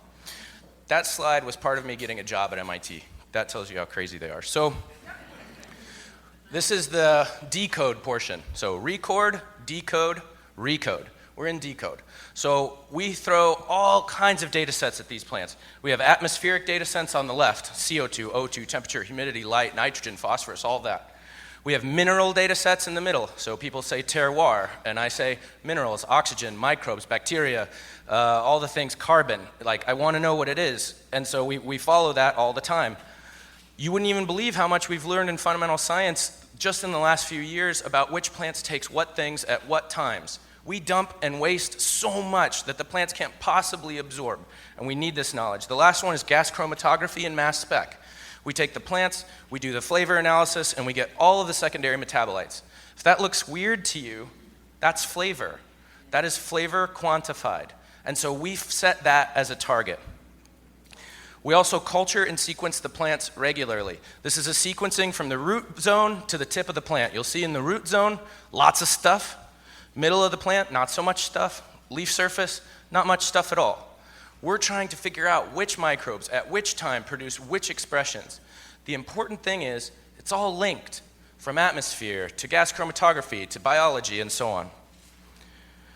We also use new techniques coming out of neuroscience. What you're seeing here is expansion microscopy. It's the first time in the world that we've ever seen a cell work, like physically seen a cell work at this resolution at this cost, which is incredibly cheap. What you're looking at is the meristem of a root. It's a root cell, and the meristem, we don't even know how it works. And now we can use techniques from the brain to start understanding how the plant is thinking. We back all this up with images. Images are the future of farming, and people talk about them a lot, microsatellites, satellites, drones, and so on. Right now, there's no correlative data that goes back to that image. We've got a ton of images, but we can't say that plant has the best flavor characteristics, or, we can't really say much. So we gather images because they're cheap, they are the way of the future, but they have to be correlated against all these other things to make any sense. That amounts to about 3.5 million data points per plant per grow, okay? We call that a recipe. So stay with me here. I know, data and all this stuff, but it's gonna get cool. So we take that data and we do machine learning. We have two sets. What did the plant do? What did we do to the plant? And then we use machine learning and AI in between. We actually took a stock trading algorithm from a hedge fund that's managed autonomously in a startup in San Francisco and applied their stock trading algorithm to our data sets. It trades, instead of stocks and futures, it trades flavor. And so what you're seeing right here is a representation of it searching the white space for the things that we asked for. Farming will go through all of these iterations in an asynchronistic weather pattern to try to draw a correlation, and their mathematics are agronomic. History-based, it was yield, this was the climate, so that must be what plants do. We go the other way around, and we derive models and mathematics out of the plants using machine learning. As far as I know, kind of one of the first efforts in this space. So we then take it forward, and we have a project called Digital Twin. We have a model, right, a mathematical model, and we start to create a simulation of that model. We can run that plant 10,000 times to say, in real time, I'm a generation of farmer. My family was in the settlement of the West, came over as immigrants. My great-grandmother was a mail-order bride to a Kansas farm. I still go out there every day, and you know what they say when I talk to my friends that are farming? God, I wish I knew what the future was. Like, if I knew what I could change in moments while I could change it, if I had a spectrum of analysis, I would make better decisions. I might even plant different crops. I don't like planting corn. The corn market's in the trash. I would love to plant something else, but I have no idea, and I can't take the risk. Farming is all about risk mitigation. So then we go forward with this project. So we have these models, and we have these simulations. And then we thought, well, what if we took all the climate data we could get our hands on, real climate data from the last 30 years, put it through our models, and then saw what it said about where we should grow. So people often see my work and they're like, oh, vertical farming, I've seen this, it's in New York, blah, blah, blah. Let your mind be clear. This is new mathematics applied to existing climate data. This is an EPW weather database for 30 years of climate data. It created this map on the left-hand side. So this machine learning model derived that. That's where it said the highest quality cotton would be grown in the world. So that's total BS, right? Because we don't know. The model told us it would do it if it was given these climate characteristics. Then we verified it against FAO climate data for the last 30 years and yield data of cotton. We were 75% correlated day one with some sophomores working on the software behind this. This tells you we can mine the world as a collection of attributes, of microclimates, of microbiomes, of all of these things that we can now see and say, this genetics should be planted in this place because it would produce the best flavor or the best amount of nutrition with the lowest cost of inputs. Fundamentally changes agriculture. Agriculture is get your land, try to change it, make it better for producing the thing that you know you can sell. This is a catalog approach. So a couple projects I'll go through quickly. I work on cotton. Apparently the best quality cotton comes from Icelandic genetics. Who knew this? So now I build Iceland and India with these crazy guys and with Stella McCartney, and we're doing a project called Grow Your Own Blue Jeans. So you'll see that come out. We have a project with Ferrero. This is what initiated the hazelnut computer. Hazelnut is in a blight. So we're now studying the tree, not to grow it in a box, but to learn about the tree so that we can project into the field where it should grow, where it would get the right flavor characteristics, and where it would use the least amount of resource. So I gotta go super fast. I'm sure I'm way over time, but they never reset the clock, so I don't know. So it's fair on me. We've deployed in refugee camp in Amman through the World Food Program. You'd think the refugees would grow things they want to eat because you aren't a refugee, and I'm not either, and I shouldn't decide what they grow. What did they grow? St. John's wort. Why did they grow it? Because it's a depression alleviant. Why didn't they use Zoloft or Paxil? Because it's not culturally appropriate. And so this guy makes money using this platform to address a local need that addresses mental health. I would never think of that. You in this room would never think of that. This is a platform. It's a platform and people write programs on it. So we're doing projects with NASA. I'll go through very quickly. If you haven't seen these things yet, this is 1 million heads of lettuce every week, 365 days a year. It sells at a 3 times premium, and it's branded Toshiba. This is because in Japan, they are scared of their food. It's hurt their children. It's caused a lot of problems. They have radiation and all the other business. This is food with provenance. And so we got to get better. This is producing Ebola vaccine. Looks the same. It's using a tobacco plant, puts it under stress. This is the reason we got ahead of Sierra Leone, because we had backup in manufacturing of the pharmaceutical for Ebola vaccine. And we get it from a plant. We get everything. We can get everything from plants. Pharmaceuticals, nutraceuticals, cosmetics, on down to lettuce. But this is reality.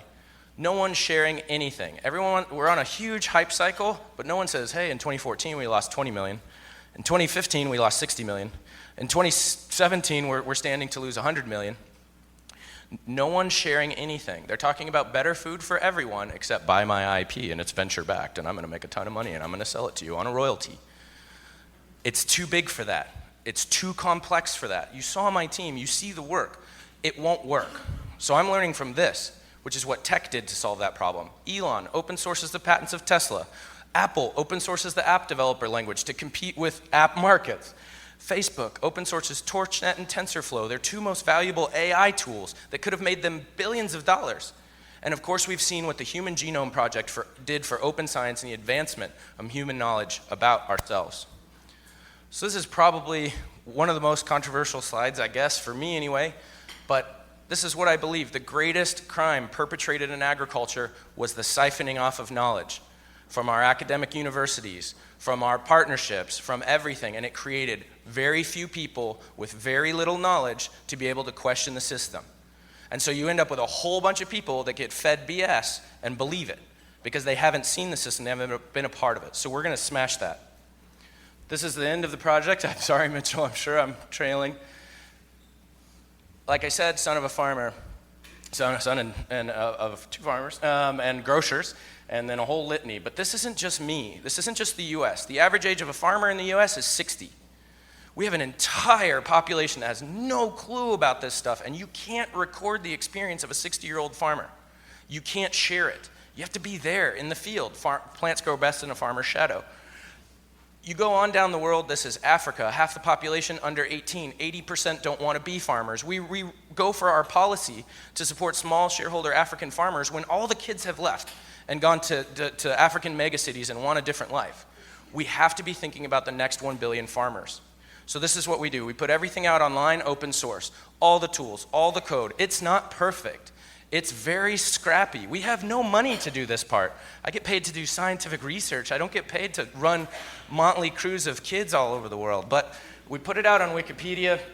We created a Reddit-style forum. You go to the forum, you ask your question. You're a chef, you ask a question about flavor. You're an electrical engineer, you ask a question about PCB boards. It doesn't matter. It's recorded, and it's a big conversation. We've scaled in the last year to 50 countries. 50 countries of active builders building these units and creating what I call the digital world farm. These are cores of processing of data that will be held in perpetuity in a nonprofit so that we can use machine learning, so that we can use AI, but it's for the global good, and it's transparent, and it cannot be questioned. Well, it can be questioned. It can be questioned by everyone, but it can't be questioned in terms of, is it true, is it okay, and all of those other things. I put this out in schools. At first, I gave them a video game. They loaded a plant. Well, they had sensors and they had things they could change. They loaded a recipe that some other kid grew digitally, and then they planted the plant. And then they planted it physically. And as they reenacted the old climate, they got curious. One kid said to me, well, CO2 is dangerous, right? Killed all the CO2 in the unit, plant dies, kid learns a lesson, but when they harvest the data, so they harvest it virtually and they harvest it physically, it comes with all these new data points. And we can search those data points for things that scientists never would have done. We never would have killed the CO2 because we think we know the answer of what would happen. So we end up mapping the expression of any genes, any genetic information, rare, ancient, hybrid, non-GMO, GMO, doesn't matter. We also then teach them to code with it. So I'm going to go real quick. I get these videos sent to me all the time. Don't know these kids, never talked to them, never gave them money. Building this technology does cost money. It's not easy for teachers to teach, but it's happening anyway. Kids want to be involved, but they want a 21st century interface. And they want a climate in their classroom 24 hours a day, 365 days a year, where they can iterate on it and share it and create knowledge. We hold hacker camps. These kids go home and call themselves Homebrew Food Computer Club. You remember Homebrew Computer Club? This was all the crazies in their basements that no one had any idea what they were going to do. And you know what they said? It's too expensive. It'll never scale. It's going to be a calculator. No one's going to want a calculator in their home. And they didn't even imagine we'd have it in our pocket and how many things we'd been doing in the next 20 years. We are in the moment of digital bio that the world has never seen.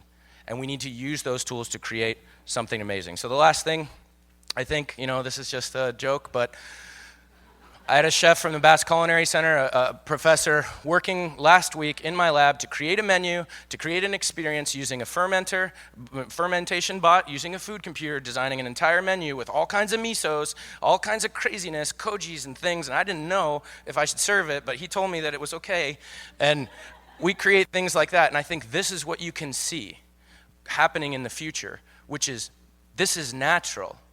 Doesn't seem natural, you don't see it as natural, but these are processes that are happening all around us all the time. So I'll just close with this. What is natural? Natural is whatever you make out of it. Thank you.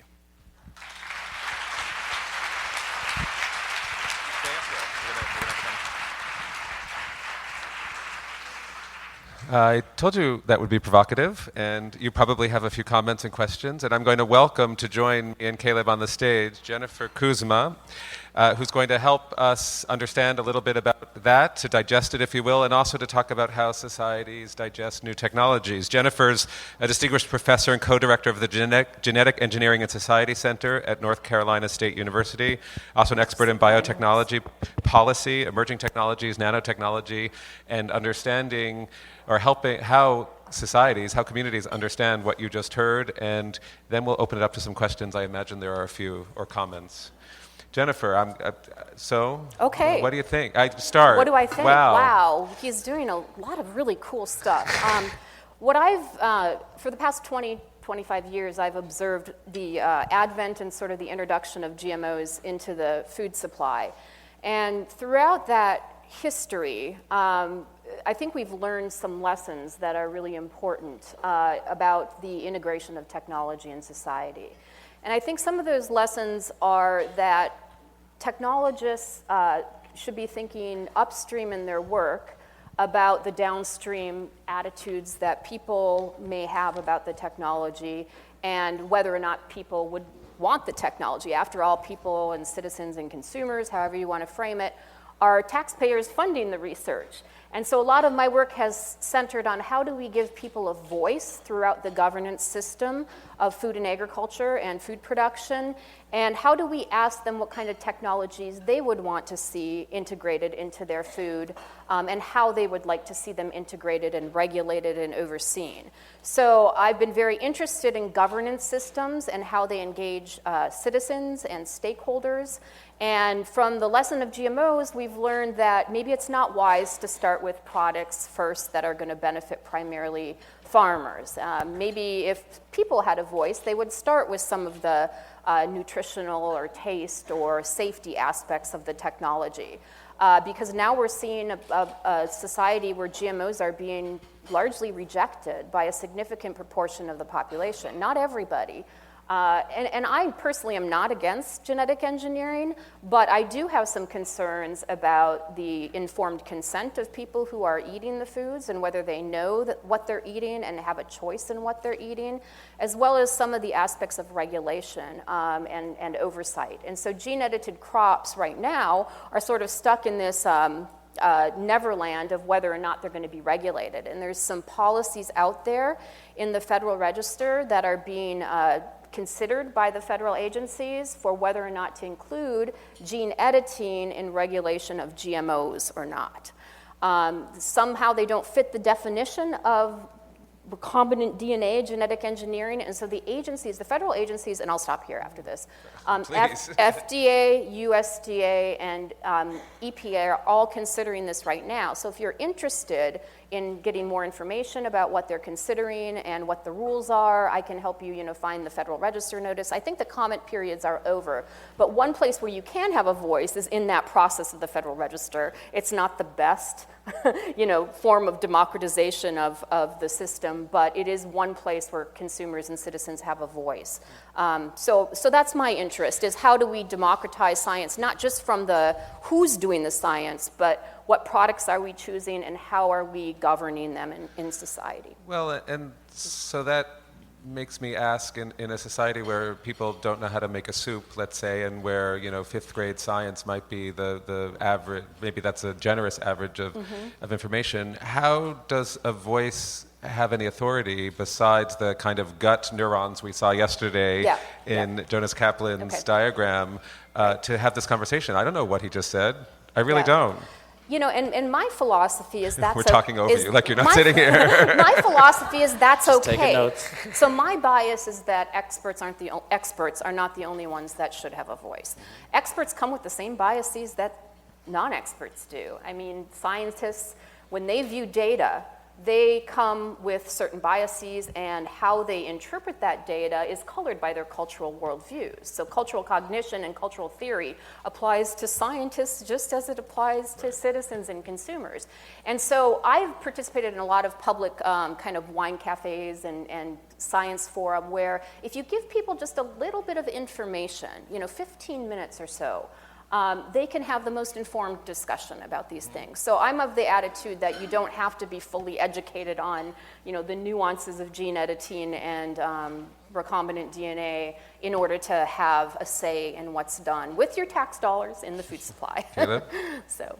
So, like I said, I was supposed to be provocative Yeah. to you. And I'm being Don't kill the provocative, too, messenger. Control of information is an industrial philosophy.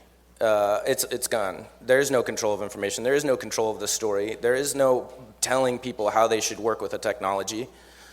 CRISPR-Cas9 is easy. There are kids doing it. I've seen hack your own microbiome clinics. We're talking about usually a population of people that aren't going to have their minds changed right now. I don't spend any time there. There's a huge number of young people. They know how to access information. They know how to network. They know how to share it. You won't tell them how to think about anything. They get it in their hands. They start to build it. They start to hack it. They start to understand it. And you know what? The ethical questions rise.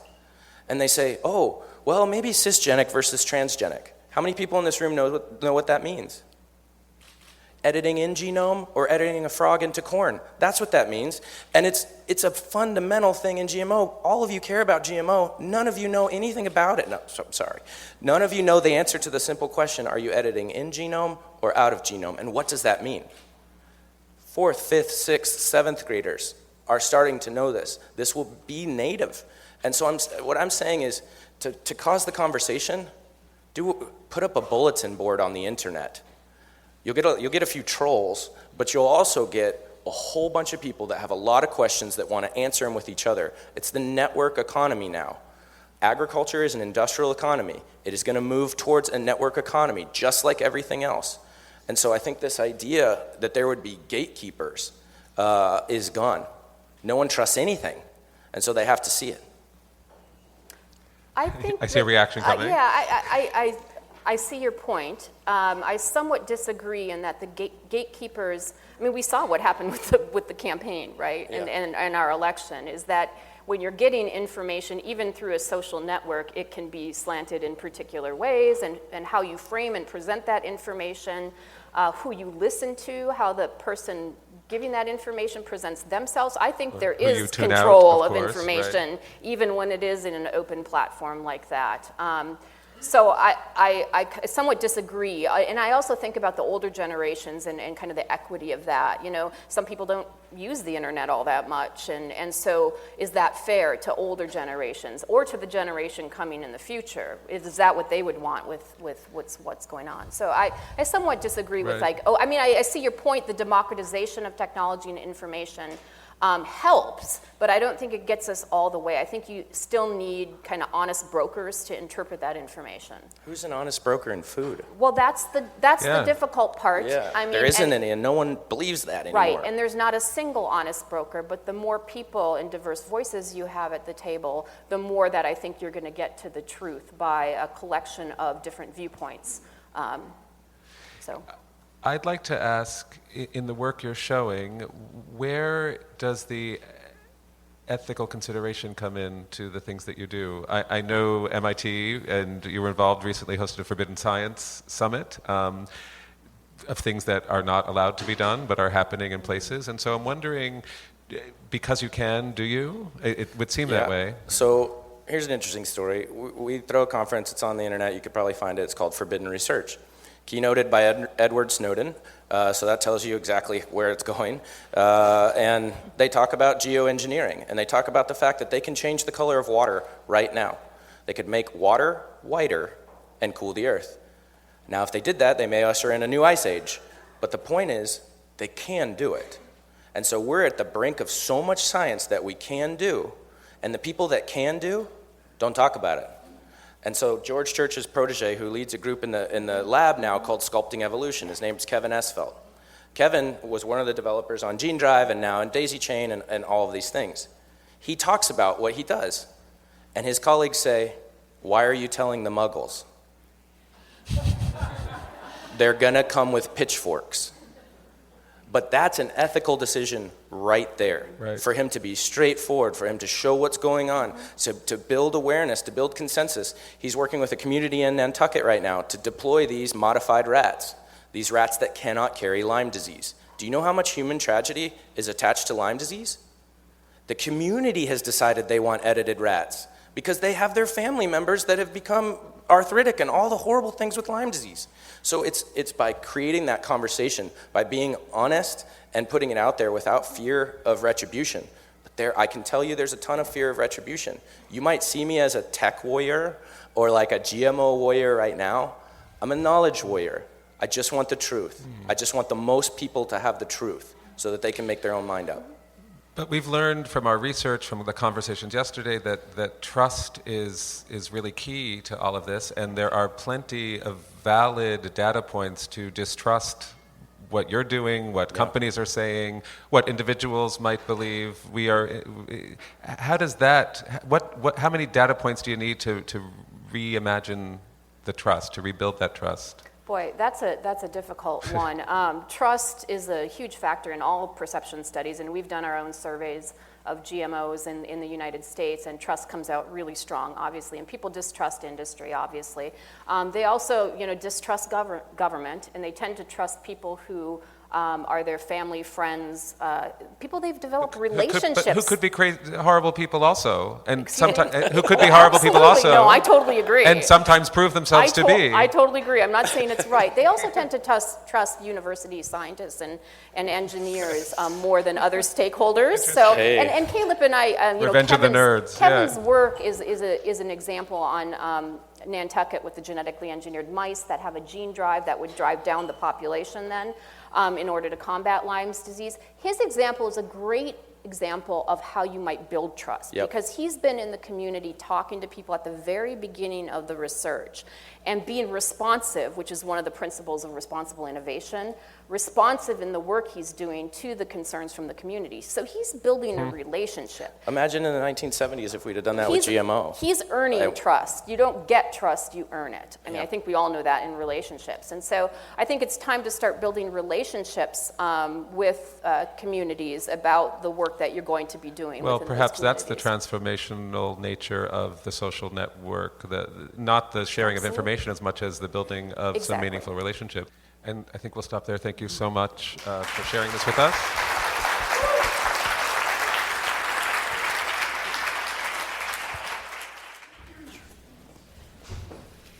Hi, good morning, everyone. I'd like to first introduce Mitch Baranowski, who is going to be our host and facilitator for the rest of the morning here today, before the break and after the break. Mitch is a wonderful, smart guy who told me this morning that he's been studying the conscious consumer since 2006. So that's 11 years or so of thinking about what people want to do with their money and how they want to do it and spend it on what. But he grew up in Texas and learned about farming thanks to his grandparents who started there as sharecroppers. And then finally went on to become contract farmers for Del Monte. Mitch, however, is a perennial idea guy, a design thinker who is constantly pushing us on the conference team to expand our limits and our understanding of the ways that we can engage you, the audience. So without any further ado, I'd like to introduce Mitch Baranowski. Thanks, Karen. Thank you so much. So honored to be here. What do you get when you transgenetically edit a really loud frog into an ear of corn? A frog horn. Get it? That's the best joke I could make up during Caleb's presentation. I know. You are all phenomes. You are all natural phenomes. We're going to create a designer climate in this room this morning. Are you ready? We're going to move from talk to action. And I am going to help nudge us down the road a piece with the help of this esteemed panel of experts who are going to inspire you with short remarks in turn. So let's get to it, shall we? First up, we're going to hear from Hari Pulapaka. And Hari is the executive chef and co-owner of a restaurant, an acclaimed restaurant, Cress Restaurant in DeLand, Florida. And he's also not just a chef and co-owner of this restaurant, but a full-time tenured associate professor of mathematics and computer science at Stetson University. Hari? Good morning, everyone. How are you? I can't tell you how much of an honor this is for me, because I've been coming to this event for several years now with my wife, the real doctor in the house, Dr. Pulupaka. And every time I come, I leave with so much more than what I came with. So my hope today, when I was tasked with being a provocateur to you, is to maybe not be that, because I feel like the morning has already had that effect perhaps on us, but rather leverage the idea that in this room we are consumers, and when we speak of what will consumers want and how do they think, perhaps we can just look within ourselves in trying to answer that question. So what I'm going to present to you is what I'm calling a 21-point Jiffy Lube solution to the idea of trying to promote and understand better how consumers think in the hopes of leveraging their power to make positive changes in our food system. So I began with the word consume. So it's 7 letters, C-O-N-S-U-M-E. I'm kind of a nerd, as you can tell. And then I said, okay, well, if you divide 7 into 21, you need 3. And so I will take each letter and try to give you 3 words that to me evoke, to me, a better sense of perhaps trying to understand how we think as consumers and perhaps what we react to in terms of food especially, right? So C for cerebral, thought-provoking, deep, not shallow, coming from a place of mind. I come from a place of abstraction. I can't help it. I'm a mathematician. So when I think of things, when I have the luxury and time, I always come from a place of abstraction. And so hence, this is my approach to trying to give you some ideas. Choice, C for choice. Of course, this came up a number of times yesterday. Consumers want choice. So when we think of solutions and we think of ways of advocating for a better food system, we can't be monoalphabetic, for lack of a better term. We must have several alphabets on the table. We must be polyalphabetic. There must be lots of choices that all make sense and that all try to achieve the same general goal. C for clarity. Of course, mathematics is clear, and there can be no doubt. In the same way, I think our solutions, our ideas must have a sense of clarity. And what that means, of course, differs from how one approaches clarity and how one defines clarity, but at the very least, from the outside looking in, there should be a sense of clarity. There should be a sense of transparency. O for objective. Of course, I think objectively, generally speaking. I come from a place of subjection, of course. I'm an individual. I have a gut. So even though I say that I come from a place of abstraction, I also come from a place of gut.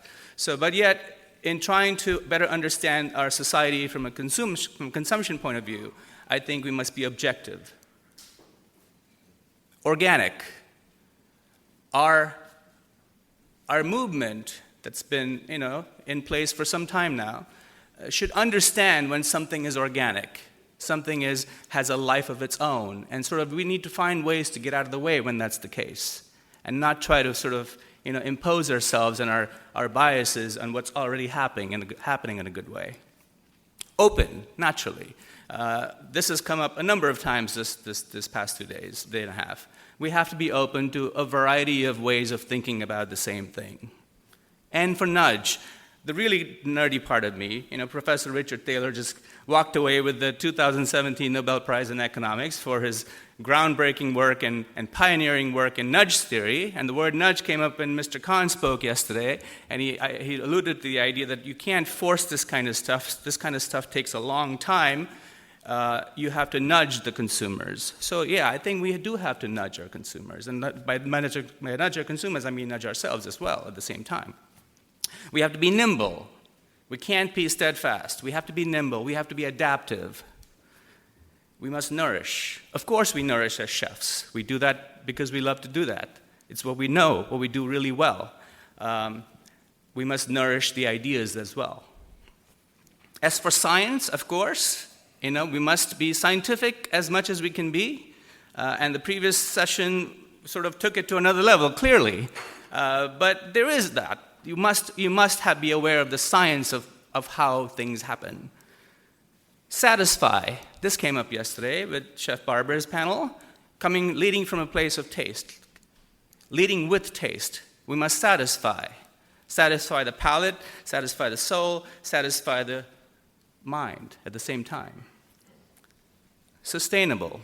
Of course, it's the S word. We all like to use it. But sustainable, not about not the idea of the food system being sustainable, of course, but rather the activism being sustainable. We don't need Band-Aid solutions to things. We need sustainable ideas themselves, sustainable solutions themselves. Understanding, urgency. Notice I'm picking up the pace because I feel like I'm firing a ticket. It's 45 seconds. Understanding, urgency, unambiguity, right? We must understand, we must have a sense of urgency as I'm having now, and we must be unambiguous. We must be clear. Motivation, media, mindfulness. Probably the most important one for me, mindfulness. Motivation, we need to understand what motivates us, what motivates consumers. We must take the fullest advantage of media, because they do that to us. Take the advantage. I think media is at a critical mass, has reached in terms of its real potential, if you will, for making the kinds of things that we want to see in the world. And last but not least, education, empowered, and efficient. Of course. And I'll leave you with this literary sort of mathematical fact, because I must, when you give talks in mathematics, it's customary to give a theorem and a proof. I won't subject you to that, but I will tell you that the number 21, the Jiffy Lube number 21, is kind of a cool number in so many ways. It's our wedding anniversary date, of course. It's my wife's birthday date, of course, so those are cool already. But if you add the integers 0, 1, 2, 3, 4, 5, and 6, which are 7 in all, you do get the number 21. It's a Fibonacci number. It's the smallest non-trivial Fibonacci number whose digits are also Fibonacci digits. So there you have it. Thank you. Thank you. Thank you, Hari. You had me at polyalphabetic. Next, let's hear from Pam Cook. Pam leads the Tisch Center for Food Education and Policy at Columbia University, which focuses on the connections between a just, sustainable food system and healthy eating. Please welcome Pam. Thank you. So my big idea that I want to present is nourishing education, cultivating tomorrow. Many times during the summit, we have heard people say that we're the choir. We care about good food already, and how do we get more people to care about it? I propose that we build on the movement that is catching fire across our country and around the globe to make broad nutrition education that experiences gardening, cooking, learning about the food system, understanding food and health, and working towards food justice, something that is baked in to kindergarten through 12th grade education. I'm extremely fortunate to work closely with Dr. Joan Gussow, who received the Leadership Award last night. So for those of you who are at the award dinner, I'm going to be putting her comment about inoculating our kids into practice. When food is integrated into the curriculum throughout schooling and is experiential, as well as thoughtful and analytical, this can accelerate the momentum for people to eat fresh, local, and delicious food that is less highly processed. Let's be clear, today's children are still steamrolled with sophisticated marketing for processed food and ubiquitous availability of irresistible and relatively inexpensive sweetened beverages, snack foods, and fast foods. And this kind of education has been percolating for over 100 years.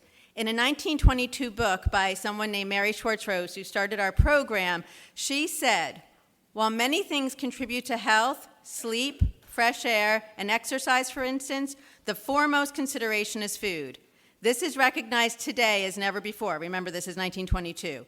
And those who regard their own welfare and desire to give their children the best possible equipment for the stress of modern life are asking how to choose food wisely.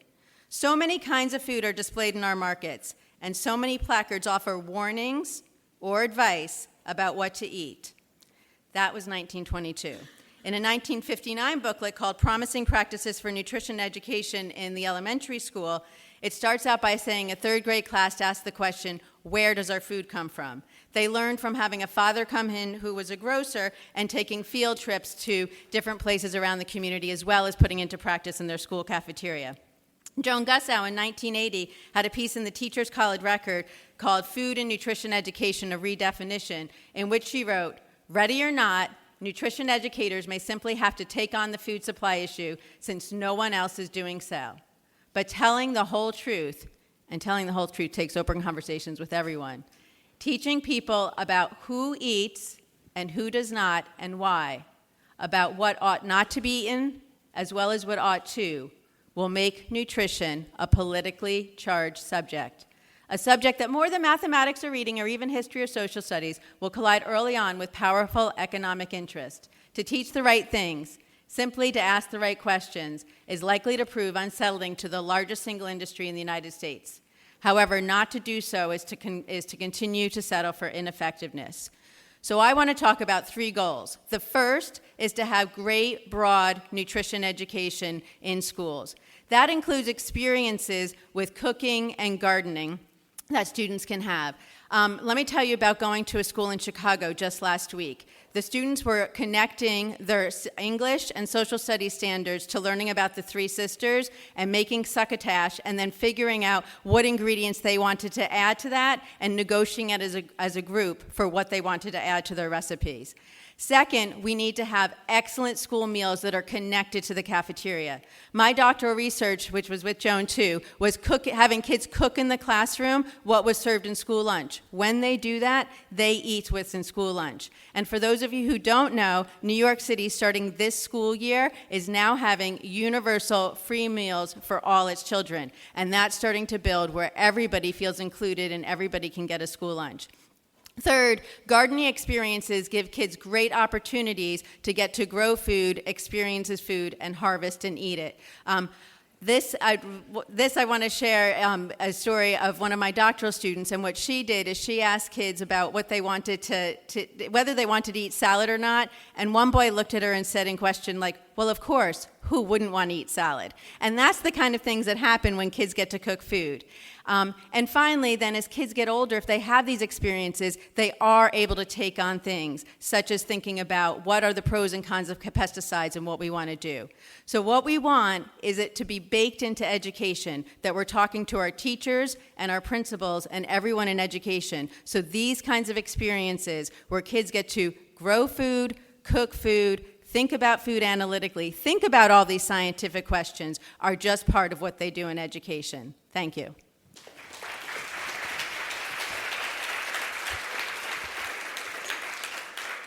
Suffer and succotash, Pam. Thank you. Some inspiring goals. Next, we're going to hear from Olivier de Schutter via video, because unfortunately he couldn't make the trip from Europe, but he did take the time to share a few thoughts via video. Olivier was the UN Special Rapporteur on the right to food, and he's written a lot about economic and social rights and that intersection with food. And he's one of the 2017 James Beard Foundation Leadership Award honorees. Let's hear from Olivier.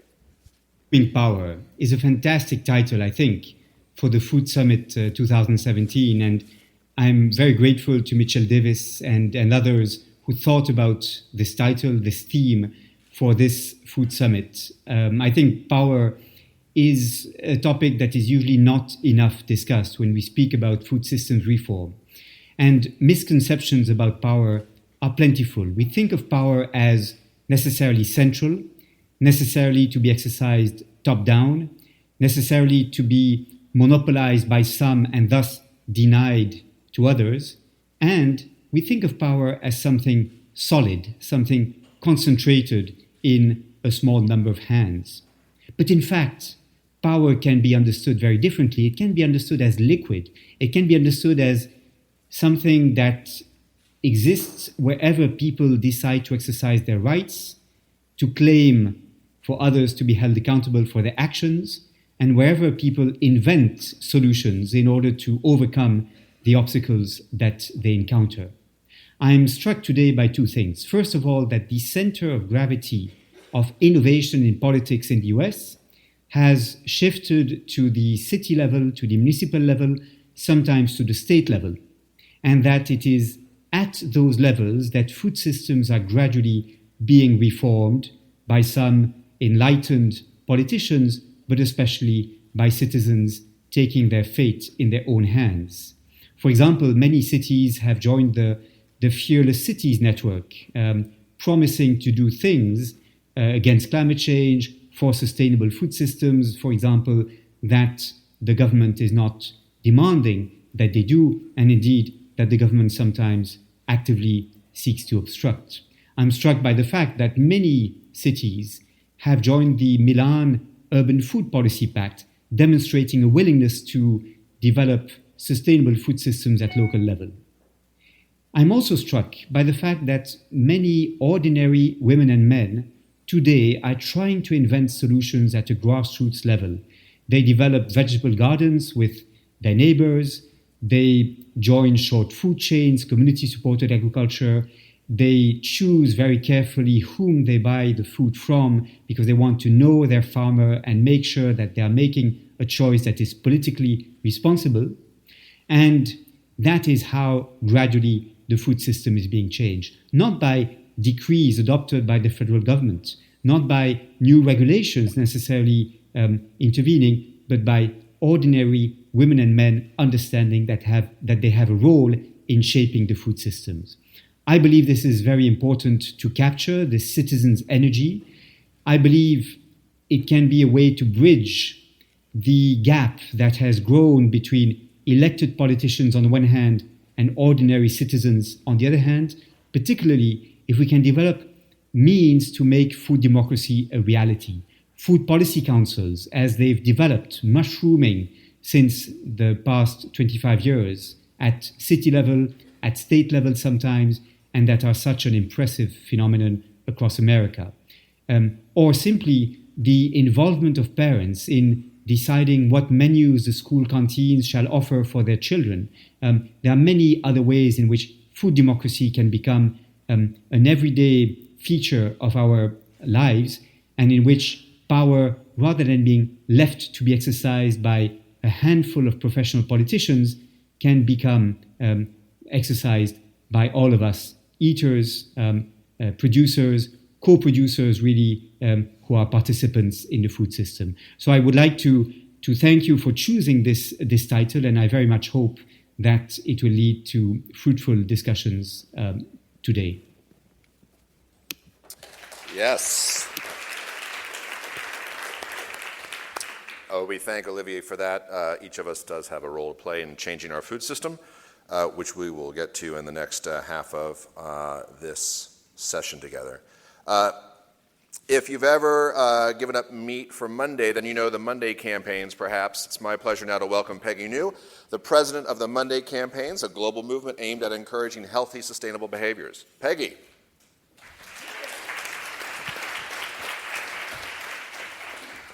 So I am really excited to share some news that happened yesterday here in New York City. Mayor de Blasio held a press conference downtown where he announced that Meatless Monday is being introduced in 15 schools in Brooklyn with the hope of rolling it out next year. And the second thing that he said was that he was going to start practicing Meatless Monday at home with his family and also in Gracie Mansion. Now, that doesn't seem to be too difficult because he shared with us that his kids and his wife are vegetarian. However, he did say something that I think goes to the core of what the Meatless Monday concept is all about, and that is, he said, we're starting a new habit, and it's something I'm really looking forward to. And so I'd like to talk about Meatless Monday and how it can help create habits, and also how it can create a sense of citizenship. Before I get into that, though, I did want to talk a little bit about the history, because there's actually another big anniversary. It's the 100th anniversary of the original concept of Meatless Monday. And this was during World War I, and it was part of the Food Will Win the War initiative. And basically, citizens were called on to do their patriotic duty, to give up meat once a week, and there was also a Wheatless Wednesday. And the idea was to conserve food for the troops. And victory gardens were also practiced during that time. It was then brought back in World War II because it was so successful. And then the modern Meatless Monday came back in 2003, and it was founded by Sid Lerner, a former advertising executive, and the Johns Hopkins Center for a Livable Future.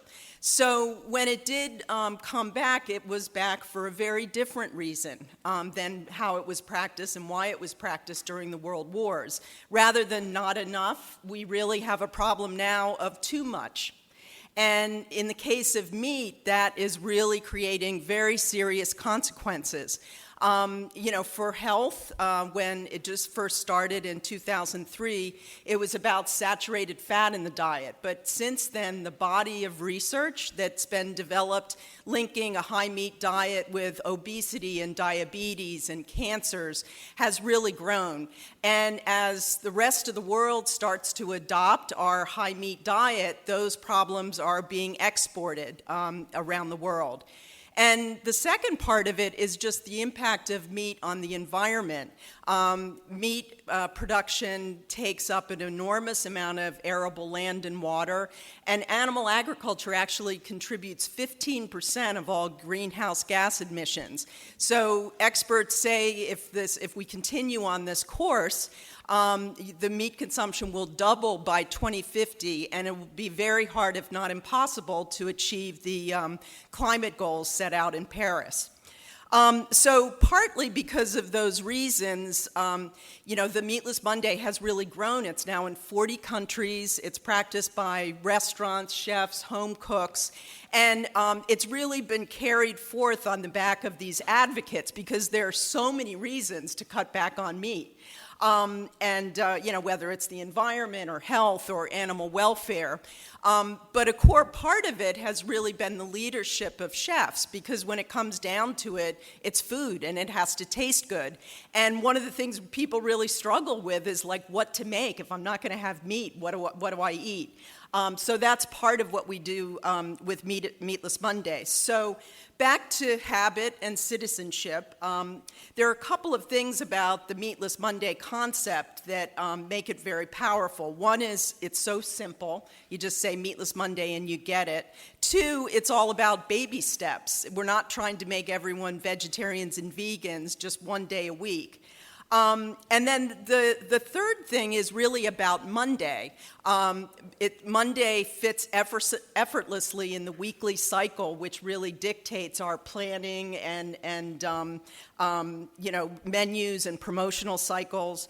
And also, the Monday is really the day that people are most open to doing healthy behavior. We've done a lot of research. People search for health information on the internet. They start diets. They start exercise regimens.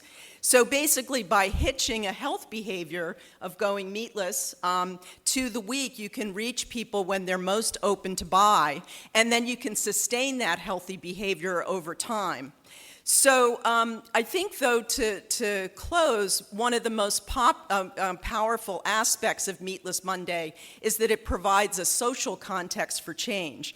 So basically, because it's a specific time and people are together in a specific place, you can do it together. And even if you're not physically together, the fact that you're taking this small step with people all over the world, from Iran to Israel to Kuwait, you can feel connected in this common mission of this shared ritual. So anyway, these problems can sometimes feel overwhelming, but I think what Meatless Monday shows us is, if together we take small steps, we can have a big impact on a lot of different issues. So thank you. Thanks, Peggy.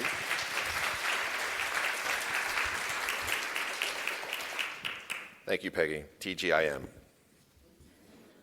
Chef Phil Jones is an alum of the James Beard Foundation's Chef's Boot Camp, but he really works at the intersection of high-quality, nutritionally dense food and community growth. And He does that with a sense of justice and opportunity for all. With City Food Community Concepts, he is endeavoring to make this mission real in his hometown of Detroit. Please welcome Phil.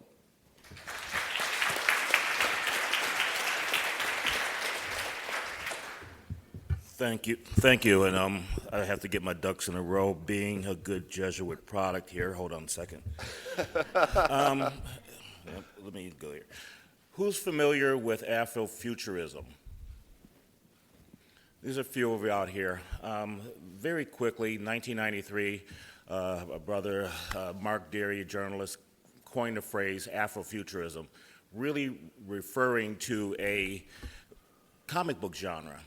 But since then, it has become so much more. It is actually a way of looking forward to some systems inside of Afrocentric world to move us forward. And inside of these conversations, there's literature, there's art, there's a lot of things, and food was never really a big part of it. So what we're trying to do with City Food Community Concepts, my wife and I, we're trying to add food to this conversation. So why is this important? Black food is jacked up. And let me back up real quick. I have to apologize in advance for a couple of things. One, I'm a chef, so I'm going to try to not drop any F-bombs, but they might happen. And two, I am weather affected, and I just ask you to bear with me because I just have something physically that happens with weather changes. Black food is messed up. Black food in America is in a sad state of affairs. I am a living example of that. I'm a chef who cooks food and loves food, but I don't have a really good relationship with it, as many of black folks do. Same thing is going on in Africa. Africa has a lot of food issues, and we need to fix these things.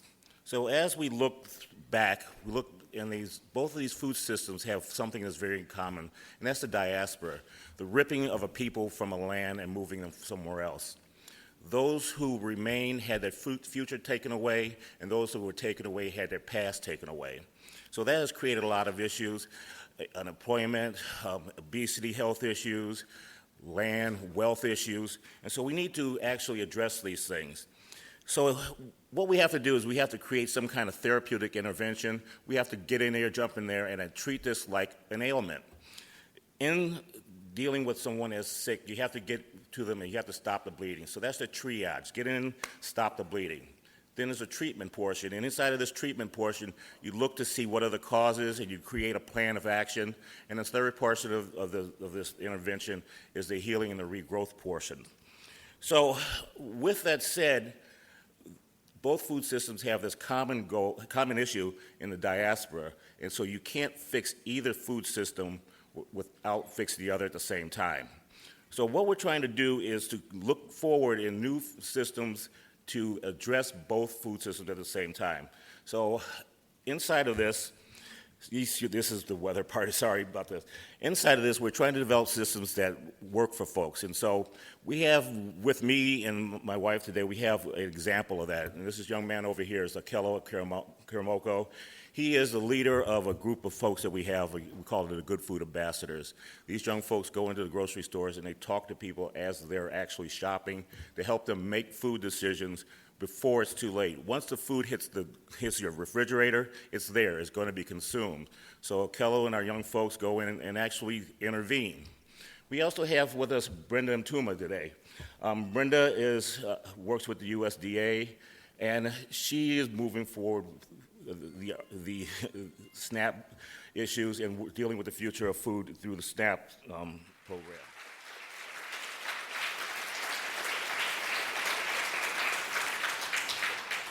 You know what, folks? I'm sick. My community's sick. My family's sick. Our world is sick.